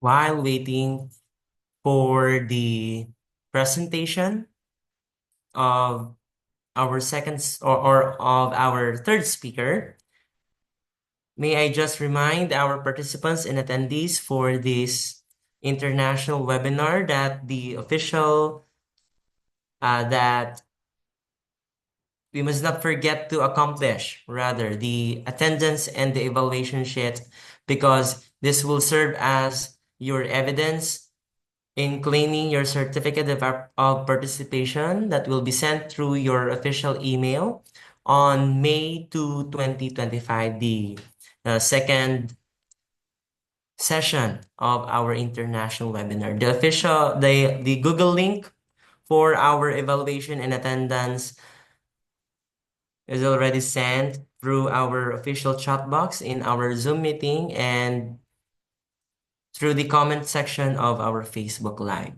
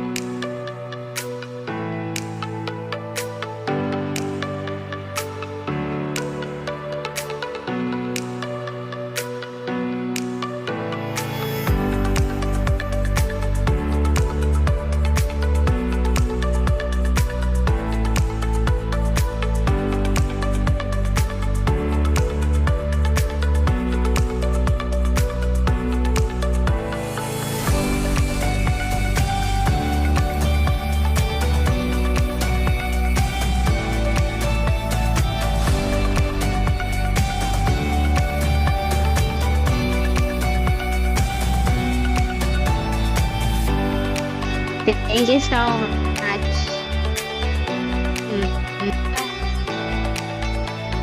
Sige po.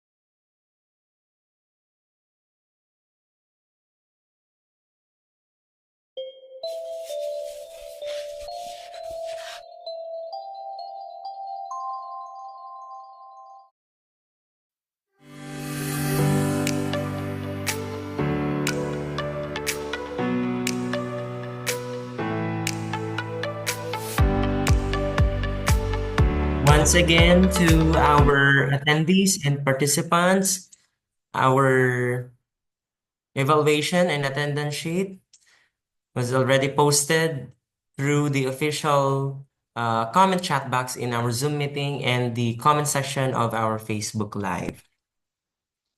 All right, so let us proceed with our next topic.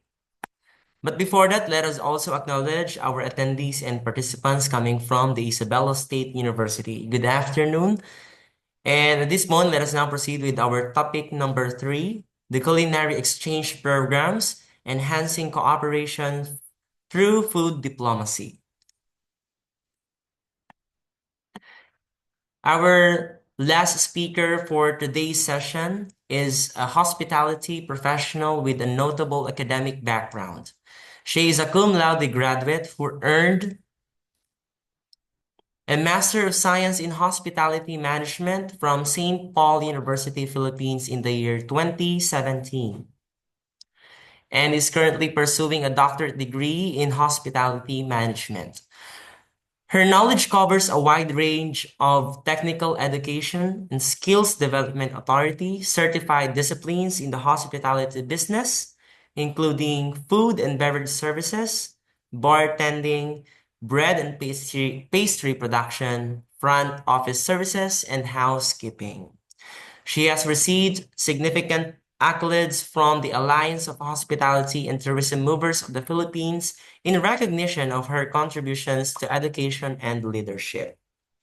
In 2023, she was voted Most Outstanding Professional Hospitality Educator and Remarkable Leader Award Advocate, followed by Phenomenal Professional Hospitality Educator and Innovative Leader Advocate in 2024. She currently works as the BSHM Program Chairperson of Quirino State University's Madela campus, demonstrating her dedication to developing the future generation of hospitality professionals. Ladies and men, our speaker, Ms. Bernadette C. Cortez. Buhay, can you hear me po? Yes, ma'am, loud and clear po. Allow me to share my screen.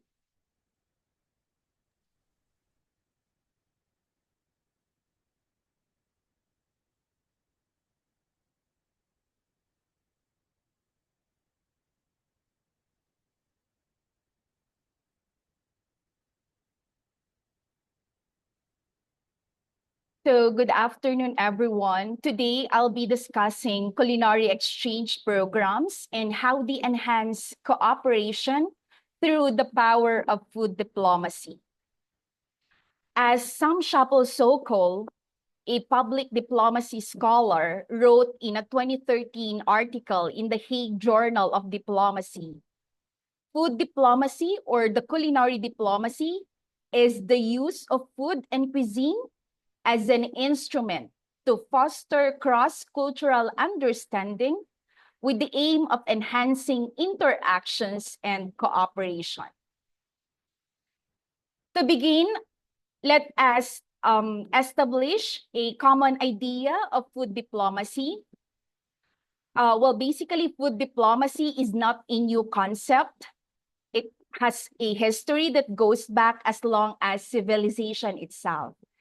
In the ancient societies, they used food to create trading networks and also to form political alliances. In today's interconnected world, when we talk about food diplomacy, it is also known as gastro diplomacy or culinary diplomacy. It is basically a strategy used by countries to promote their national interest through the use of food and cuisine. It serves as a powerful tool for cultural exchange and fostering understanding across national boundaries. Well, basically, as well, food diplomacy is a subset of public diplomacy. You know the cliche, the way to a person's heart is through their stomach. It also applies to diplomacy as shared meals that promote connection.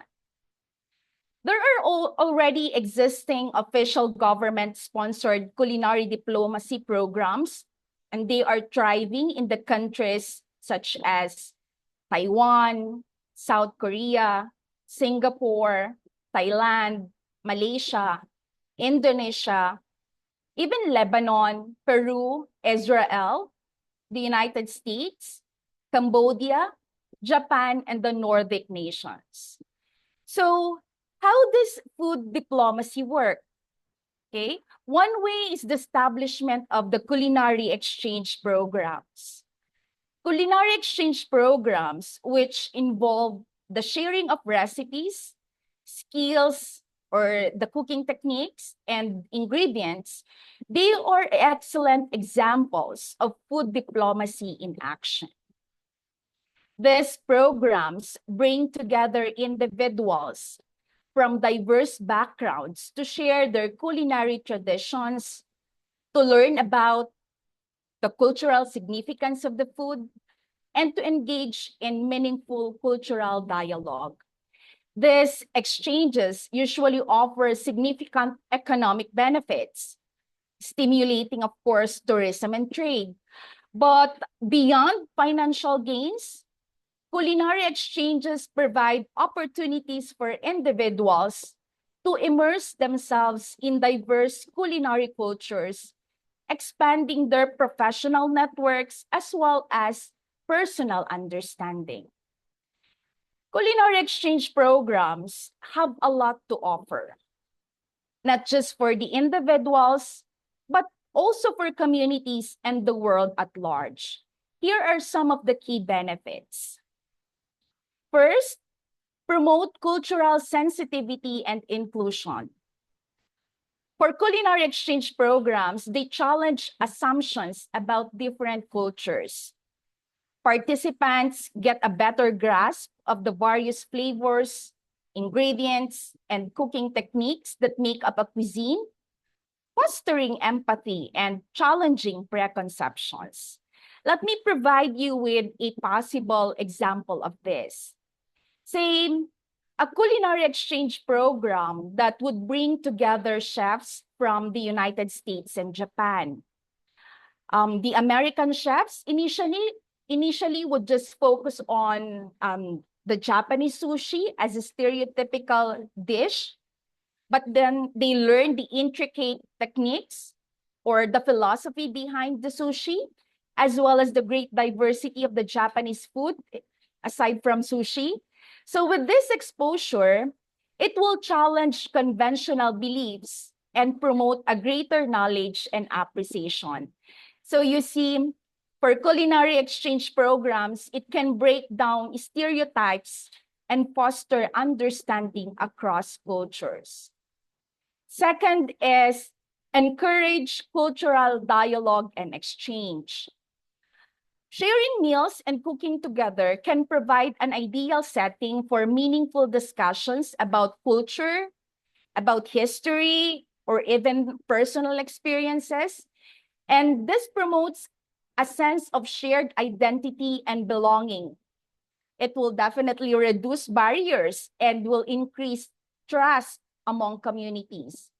For example, a program pairing home cooks from the different regions or provinces of the Philippines.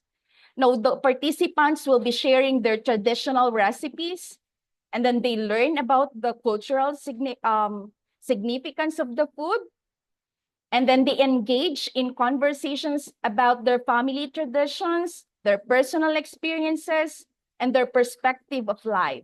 With this shared experience, it will already foster a sense of connection and mutual respect. So it cannot be questioned that shared meals and cooking can spark meaningful discussions about culture and personal stories. Third benefit is preserve cultural heritage and traditions. Culinary exchange programs help preserve cultural heritage by encouraging the sharing of traditional recipes and the cooking techniques. Well, participants will learn about the history and stories behind every dish, gaining a deeper appreciation for the cultural significance of that food. Like a culinary exchange program, which is focused on the traditional Malaysian cooking techniques. Let's say participants will learn the art of preparing the nasi lemak, if you are aware about that, or their flatbread, the roti canai. With this experience, it will help preserve the cultural heritage of Malaysian cuisine and then instill an appreciation for the history behind the food. So culinary traditions or the culinary exchange program can ensure the survival of culinary traditions by fostering the sharing of recipes and techniques.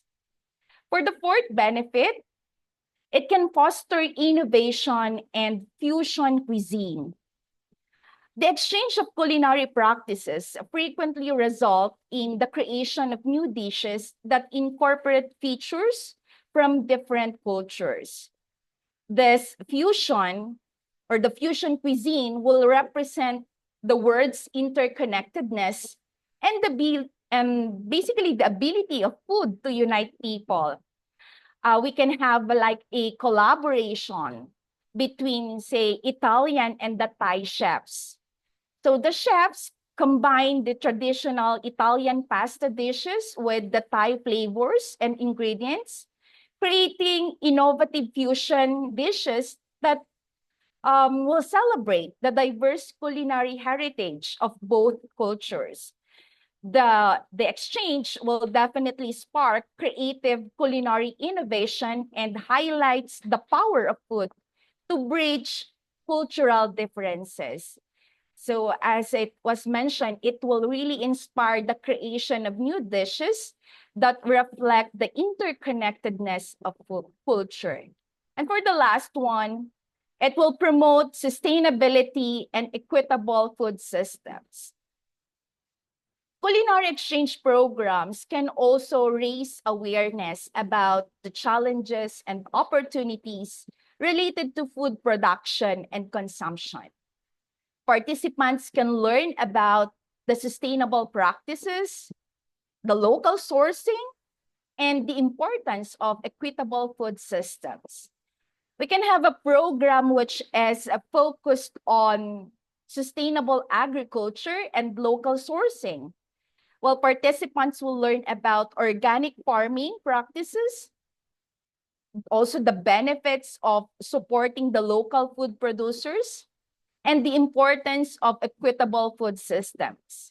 So they will gain knowledge about how food choices can impact the environment, even the communities, and the overall well-being. So culinary exchange programs also emphasizes citizen-to-citizen food diplomacy. Citizen-to-citizen food diplomacy is it is an informal exchange of culinary traditions and practices among people from various cultures. with this culinary exchange, it can be carried out through the following. First, it can be via home cooks, the home cooks who will be sharing their recipes online. With social media platforms, it allow individuals worldwide to share their culinary traditions and learn from one another. You think about Filipinos or the Filipino home cooks posting their recipes like adobo, or sinigang, or lechon on Facebook, even in Instagram and YouTube. These online forums can help Filipinos living abroad reconnect with the culinary heritage, as well as introduce international audience to Filipino cuisine. Another is community cooking classes, bringing people together from the different backgrounds, and then they learn about a certain food and how to prepare the dish from the various cultures will definitely foster connection and shared experiences. And the last one, it can be with or via food festivals and markets. Now, these events provide opportunities for people to sample diverse cuisines, and then you learn about different culinary traditions and engage in conversation. In the Philippines, we have festivals like you are aware about the Taste of Manila or Lechon Festival in Cebu. These types of festivals usually showcase Filipino cuisine, and they also offer opportunities for people to sample those different dishes. Additionally, the local farmer markets can also feature Filipino produce and artisanal food products. So we have to be reminded that citizen-to-citizen food diplomacy is an effective method for increasing intercultural understanding and connecting communities. It serves as a reminder that even the simple act of sharing a meal may have significant influence on establishing connection and even empathy. There is also this idea about community-based approach to food diplomacy. A community-based approach to food diplomacy recognizes that fostering intercultural understanding doesn't have to be solely led by the government. It empowers individuals and communities to take the lead in building bridges through food. It showcases how local communities can also leverage their unique culinary heritage to promote understanding, economic development, and cultural appreciation. Let me share an example. Well, this was already mentioned during the first topic, even for the second topic, but let me use it as an example. The Quirino province the first bamboo culinary competition and the ube culinary competition demonstrates a successful community-based approach to food diplomacy or culinary diplomacy. These events, which celebrated Quirino's native wealth of bamboo shoots and the purple yam, which is ube, not only highlighted the province's culinary heritage, but it also raised its status as a developing gastronomic destination. The event was attended by students who enjoy cooking, was also attended by amateurs who are household cooks, and professionals who have already founded business in the food and beverage industry. And this accomplishment was made possible by the collective efforts of Quirino State University and, of course, the provincial government of Quirino who led these activities. Let me just give a little breakdown on the aspects why this community-based approach was successful. First, the local focus and unique ingredients. So the competition, those two competitions focus on Quirino's abundance of bamboo shoots and the purple yam, which is the ube. It's a smart strategy. It celebrates the province's unique agricultural bounty and positions Quirino, the Quirino province, as a destination for authentic culinary experience.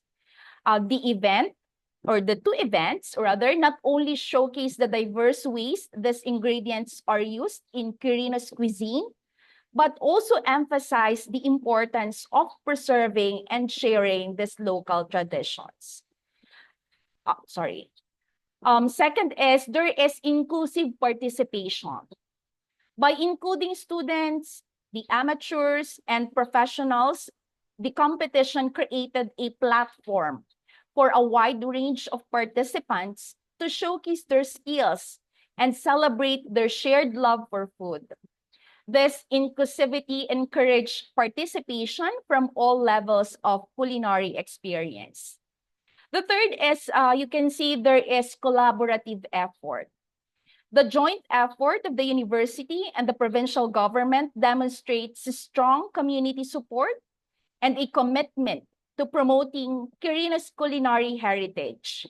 This partnership creates a powerful platform for promoting the province food section.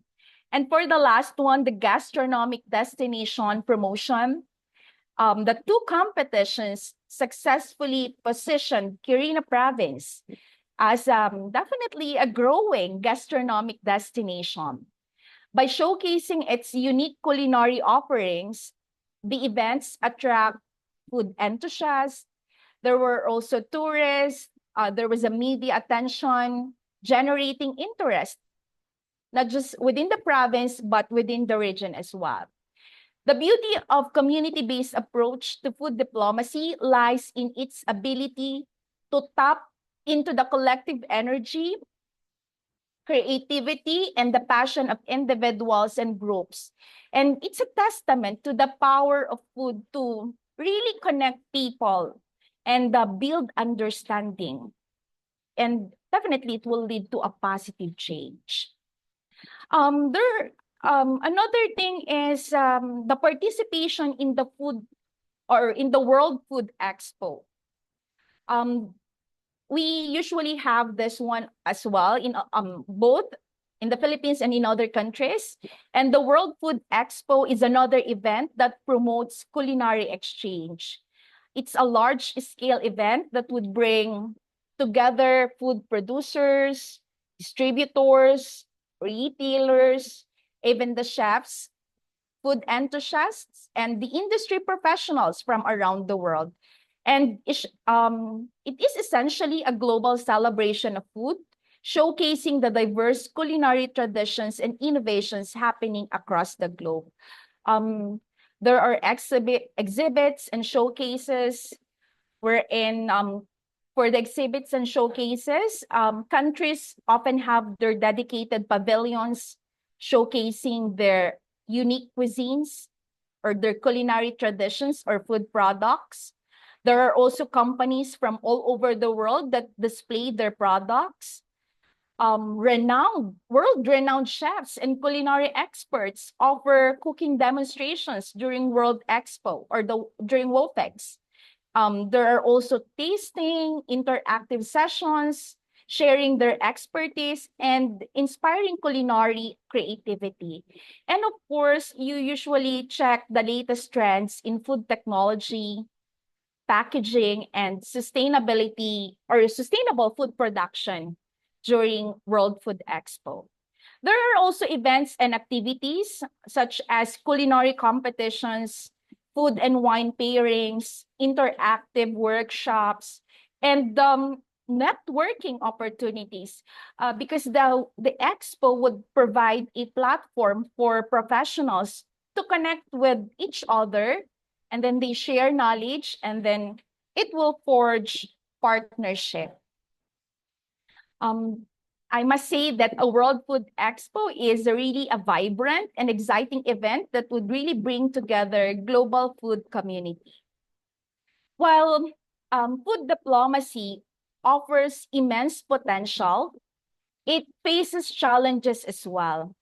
It requires commitment, definitely commitment from the government, commitment from organizations and individuals to invest in culinary exchanges and related initiatives. A willingness to exchange in open dialogue or appreciate diverse perspectives is crucial. However, the potential rewards are also significant. Again, when we talk about food, it's really a powerful tool for peace building and conflict resolution. And it can contribute to a more peaceful and interconnected world. To sum up this topic, food diplomacy is a strong weapon for promoting cultural understanding, economic progress, and even peace. As Guy Fieri, he is an American restaurateur and chef. He reminds us that cooking is all about people. Food is maybe the only universal thing that really has the power to bring everyone together. No matter what culture, everywhere around the world, people get together to eat. And for culinary exchange programs, they are similar to shared meals in that they bring people together around a table of understanding and definitely collaboration. And it will foster discourse, inspiring new ways of thinking about food and the world. So let us engage in programs that encourage culinary interaction and cultural discussion. By embracing the potential of food as a universal language, we can definitely construct a more integrated and harmonious world, one delicious taste at a time, as they say. Thank you, everyone. Thank you very much, Miss Bernadette C. Cortez, our last speaker for today's session under the topic Culinary Exchange Programs Enhancing Cooperation Through Food Diplomacy. Once again, may we give a virtual clap to Miss Bernadette C. Cortez.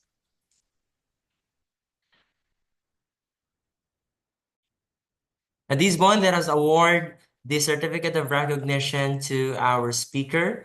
Certificate of Recognition is awarded to Ms. Bernadette C. Cortez, Chairperson, BSHM Program, QSU Madela Campus, in grateful recognition for her invaluable services as a speaker during the 2025 International Spring Convergence on Gastronomic Tourism and Food Diplomacy and Sustainability held on April 11, 2025 and May 2, 2025 via Zoom teleconferencing with the theme Culinary Heritage as a Tool for Sustainable Development. Given this 11th day of April 2025 at Quirino State University, Difun, Quirino, Philippines. Signed, Dr. Ramiro G. Bautista, International Relations Officer. Signed, University President Dr. Hermenegildo F. Samoy Jr. Once again, Miss Bernadette C. Cortez. At this point, let us continue to watch the presentation of Dr. Agaton Patalitan Jr.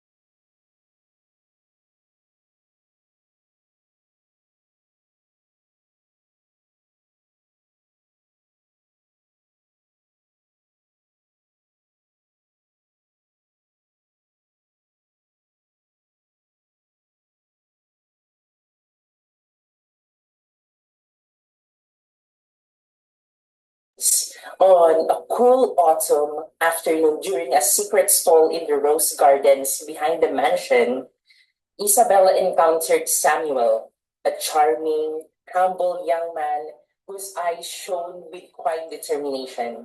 Samuel worked on his family's modest bamboo farm, and though his pockets were light, his heart was overflowing with kindness, respect, and an unyielding, industrious spirit.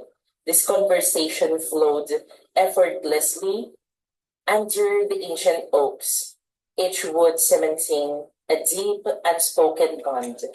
So Isabella and Samuel has a conversation under the oak trees. And for Isabella, his gentle smile and genuine nature outshone every glittering promise for wealth. Yet, as their hearts intertwined, the gulf between their worlds loomed large, a divide not just of money, but of tradition and expectations.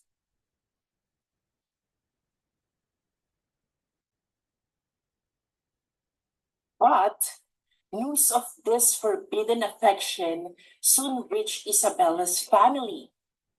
Despite her gentle protests, her parents could not reconcile their vision of a perfect heir with Samuel's humble origins.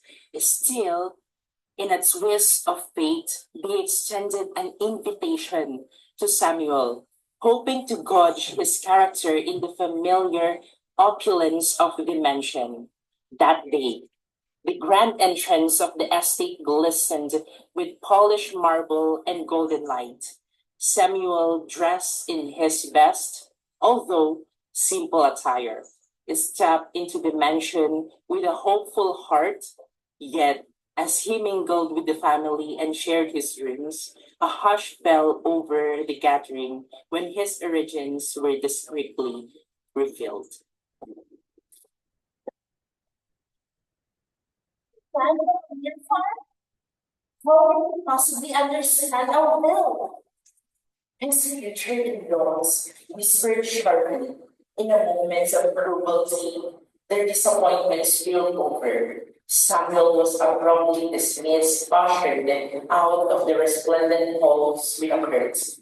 And kind farewell inside Isabella's heart shattered to overcome with fear to face the world.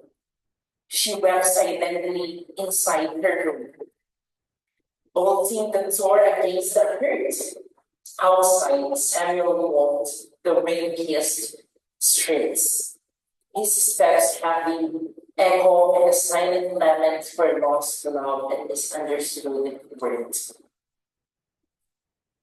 As twilight deepened and the street lamps flickered to life, Samuel's path led him to a secluded park, where a rugged old man sat beneath a gnarled willow. The hermit's eyes held secrets and a kind of empathy that seemed almost magical.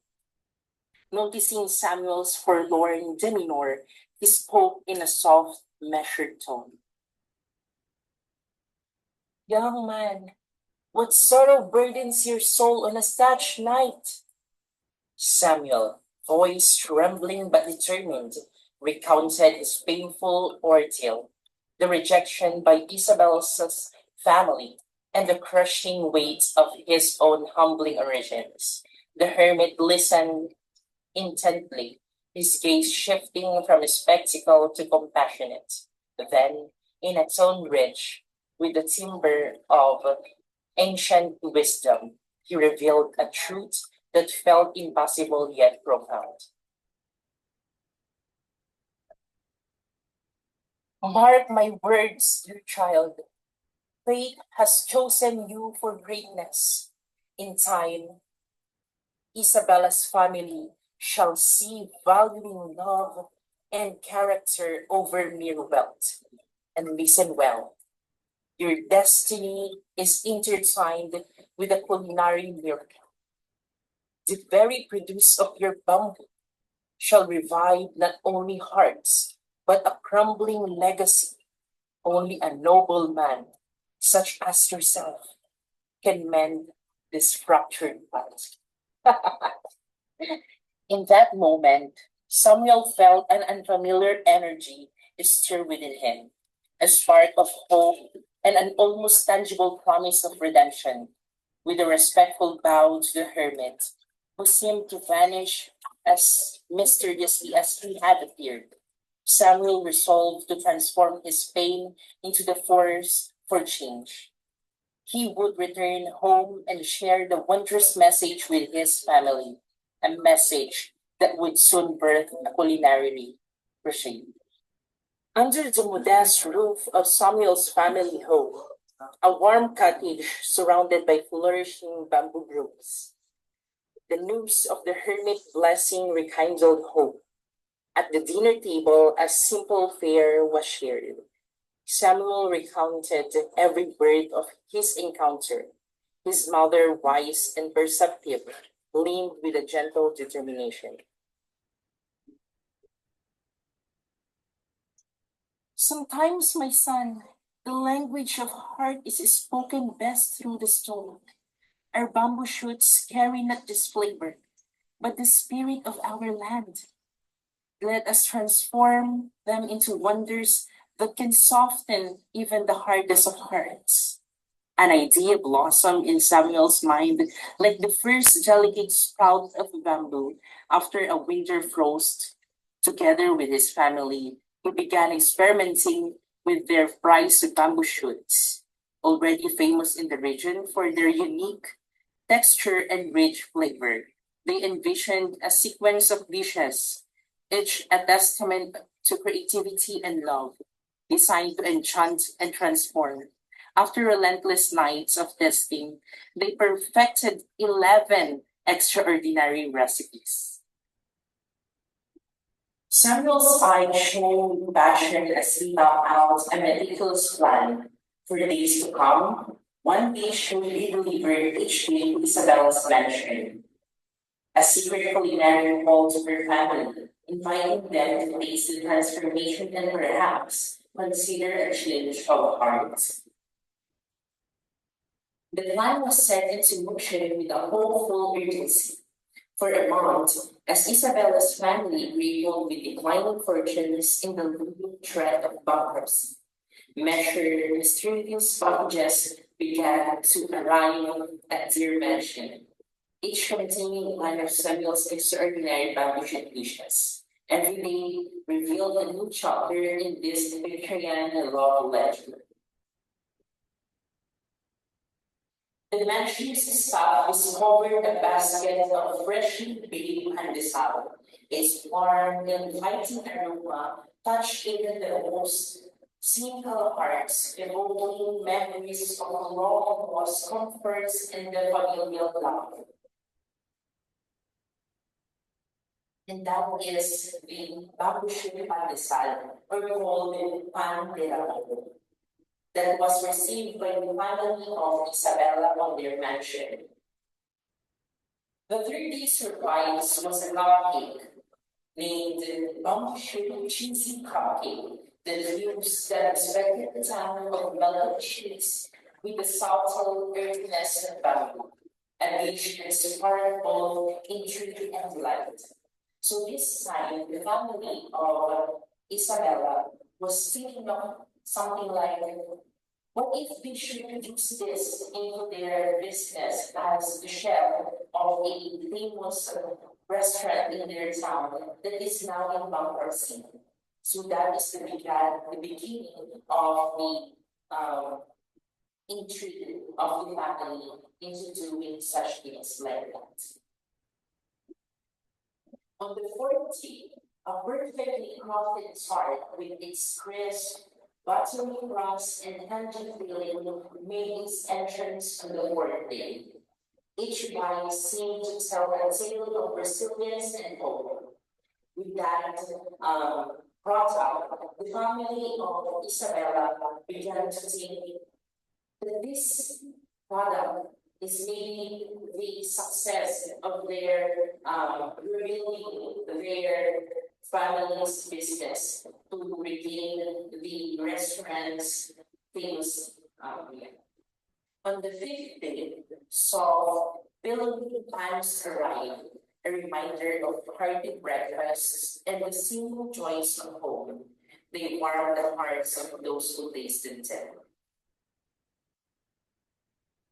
The following day, a robust and rustic loaf symbolized strength and renewal, its taste grounding the spirit of the mansion's occupants. A flight of indulgence came on the seventh day in the form of fluffy and saimata, dusted just so with a hint of sweetness, a promise of forgiveness and gentle times. On day 8, a playful dawn arrived, an unexpected merger of tradition and innovation, its vibrant flavors brightening the dim corridors of the mansion. The ninth day's creation merged familiarity with innovation, compact yet bursting with the deep, comforting flavors adobo and bamboo. It spoke of homecoming and the art of reinvention. As the tension of impending bankruptcy deepened, this luxurious dish arrived, marrying tropical coconut milk with traditional adobo, all amplified by the undeniable crunch of bamboo shoots, a dish that promised transformation. Finally, on the 11th day, the bold, tangy, and vibrant bamboo shoot kimchi arrived. Its daring fusion of cultures and flavors encapsulated Samuel's message that love, resilience, and culinary artistry could break down even the tallest walls. Each day, as Isabella's family savored these meticulously crafted dishes, doubts and hardened prejudices began to soften. Whispers spread among the kitchen staff and relatives alike. They began to wonder about the identity of the secret culinary savant, a man whose creations echoed passion, creativity, and undying love. By the end of that fateful week, the mansion's atmosphere had been transformed. The suspense reached its peak when Isabella's parents, now humbled by the daily displays of artistry and care, finally confronted the mystery one evening after a particularly exquisite meal. Isabella's father, his voice laced with newfound curiosity, asked, "My dear, do you know who sends these marvels? Surely they are crafted by a chef of rare talent." With a gentle smile that believed the storm of emotions within her, Isabella replied, "Yes, father, I know him. I love him dearly. Tomorrow, I will invite him to join us." And so, on the morning of the 12th day, yet symbolically the final act in his unfolding drama, Samuel arrived at the mansion with the last dish in hand, the bamboo shoot kimchi. Standing at the ornate entrance, he wore a quiet confidence that surpassed his humble beginnings. His presence stunned Isabella's parents. Their jaws dropped in silence, oh, as they beheld not a farmhand, but a man transformed by ingenuity, love, and perseverance. In the grandeur of the dining hall, as they gathered together to share the final dish, Isabella finally spoke, her voice tender yet firm. "Mother, father, he is the one who has shown us that true talent and love cannot be measured by wealth alone. He has offered his heart to our family through these dishes, each one of a piece of his soul." Moved by the overwhelming evidence of his dedication and the undeniable excellence of his culinary art, Isabella's parents felt deep regret for their earlier rejection. With humility and an open heart, they welcomed Samuel not only as a suitor for their daughter, but also as a cherished partner to help restore their once glorious family business. Soon, they entrusted him with the role of head chef at their renowned restaurant, confident that this innovation of him would lead to a renaissance in their culinary legacy. Though Samuel initially refused any award, citing that his effort was solely for Isabella's love, the family insisted bestowing upon him a fair salary to secure not just his future, but that of his entire lineage. Over time, as the restaurant flourished with the infusion of new, creative recipes, the entire community began to see that the love and passion could indeed triumph over prejudice and misfortune. In warm celebration that united two worlds, Isabella and Samuel were married in a ceremony filled with laughter, delicious aromas, and the undeniable magic of bamboo shoots. Their union became a living testament to the power of resilience, the art of culinary innovation, and the belief that true wealth lies in kindness, determination, and the courage to love against all odds. And so, surrounded by the family, friends, and the ever whispering bamboo, they live happily ever after. A reminder that sometimes the simplest ingredients, when prepared with love, can create the most extraordinary recipes for life. Thank you.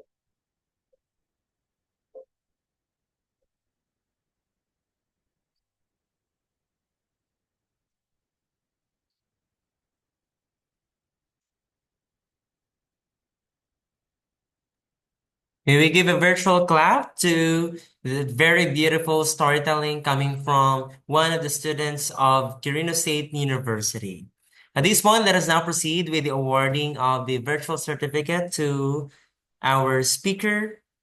Certificate of recognition is awarded to Professor Dr. Agaton P. Patalitan Jr., Dean, College of Teacher Education of Quirino State University, Difun Campus, in grateful recognition for his invaluable services as speaker during the 2025 International Spring Convergence on Gastronomic Tourism and Food Diplomacy and Sustainability, held on April 11, 2025 and May 2, 2025 via Zoom teleconferencing with the theme Culinary Heritage as a Tool for Sustainable Development, given this 11th day of April 2025 at Quirino State University, Difun, Quirino, Philippines. Signed, our International Relations Officer, Dr. Ramiro G. Bautista, and signed our University President, Dr. Hermenegilda F. Samoy Jr. Once again, Professor Dr. Agaton P. Patalitan Jr. At this point, let us now hear before we hear the closing remarks of our International Relations Officer, please be reminded that the attendance link and the evaluation link was already posted through our official chat box in our Zoom meeting, and of course, via the comment section through our official Facebook live streaming via the Quirino State University Facebook page. Okay, thank you very much, Sir Cleo. I would like to inform everybody that Dr. Dragan has an emergency and he cannot make it today. But as to his last message to me, he's going to deliver his message, his lecture rather, on the 25th of April. Please bear with his condition right now as he's not well to be with us today. I hope you will be with us on the 25th of April, that's Friday, for the second topic. And of course, on May 2 for the culmination of our convergence. So for those who will be completing the 3 sessions, we will be giving a certificate of completion. And for those who will just attend 1 or 2, will be given certificate of attendance. So we will be collating all the attendance sheets that we will be floating in the 3 sessions. So on behalf of, for and in behalf rather of the campus administrator of QSU Cabarugis, I would like to thank everybody for your indulgence for today. I'd like to thank, of course, the speakers, our local speakers, and for their eminence in their lecture for today. I hope during the second day on the 25th of April, you will be with us to unlock more. Our speaker, Dr. Dragan, will be on that day. Plus, of course, the slated speakers coming from Indonesia, and of course, to our local speakers here from Quirino State University. And on the 5th day, on the 3rd day rather, on May 2, we'll be having, of course, Dr. Arlene Ira, and of course, our lecturer from Malaysia, who is specialized in bee production. And of course, a Fulbrighter. Soon, we'll be having her here in Quirino State University on July. We'll be having a Fulbrighter to be with us for a month-long activity. She is from the United States of America, and she will be the keynote speaker on the last day of our convergence. So with that, I think we're not going to end the program today, but it's an invitation. This will be an invite for you to continue subscribing with our convergence on the 2nd on, and of course on the 3rd day, which is May 2, 2025. So to the technical staff, headed by, of course, Miss Mary Grace Satan, thank you very much for facilitating this convergence. And of course, for our information office for the layout of our, awesome background. And of course, to all our flyers, thank you very much. Headed by, of course, Dr. Elaine Grace Gonzalez, and of course, our layout artist, Sir J.R. Dulcao. Our technical, thank you very much, Sir Rejan Ramos. Ayan, thank you very much. Our MC, Sir Cleo, thank you very much. And of course, to our speakers, Dr. Jonathan, Dr. Aga, Ma'am Bernadette, and of course, Ma'am Franz, thank you very much. See you all on the 2nd day. I think the attendance sheet is still there, yeah? And the evaluation sheet as well. So please don't forget to accomplish the attendance sheet and at the same time the evaluation sheet for our records on your attendance for today. So thank you very much, Sir Cleo. Back to you. Once again, our International Relations Officer, Dr. Amir Bautista, thank you very much po. At this point, let us now proceed with simple photo ops together with our attendees here in our Zoom meeting. So may I request everyone to please open your cameras. So we have a total of 62, and I think we have more than 300 po kanina dumaan yung ating Facebook live stream through our official Facebook page. All right, so may I Of course, request Sir everyone. Cleo, let's also acknowledge our visitors from La Patria College, Santiago City, CVCITC Santiago City, and of course, Isabela State University. Thank you very much po. Thank you very much po. So hold on your smile. 3, 2, 1, smile. I also saw the other speakers on the 2nd, the 3rd day a while ago. From Malaysia and of course from Indonesia. They were also here a while ago. Once again, thank you very much for attending our first session for this year's International Spring Convergence on Gastronomic Tourism, Food Diplomacy, and Sustainability with our theme, Culinary Heritage as a Tool for Sustainable Development. There's Once also a again, one class stationed at the training center at the auditorium. yes po, yan. Yan. So thank you very much po. Sino po ang teacher nila? Bigyan natin ng jacket. Sino po ang teacher nila? Ayun, si ma'am. Ayun po. Thank you, ma'am. Thank you very much, everyone, for attending our first session. See you po on our next session on April 25. Yeah. The host will be QSU Mandela for the second day. Okay. Thank you very much Thank you po po. and see you. Sir Joe, pwede nang patayin yung ating attendance sheet.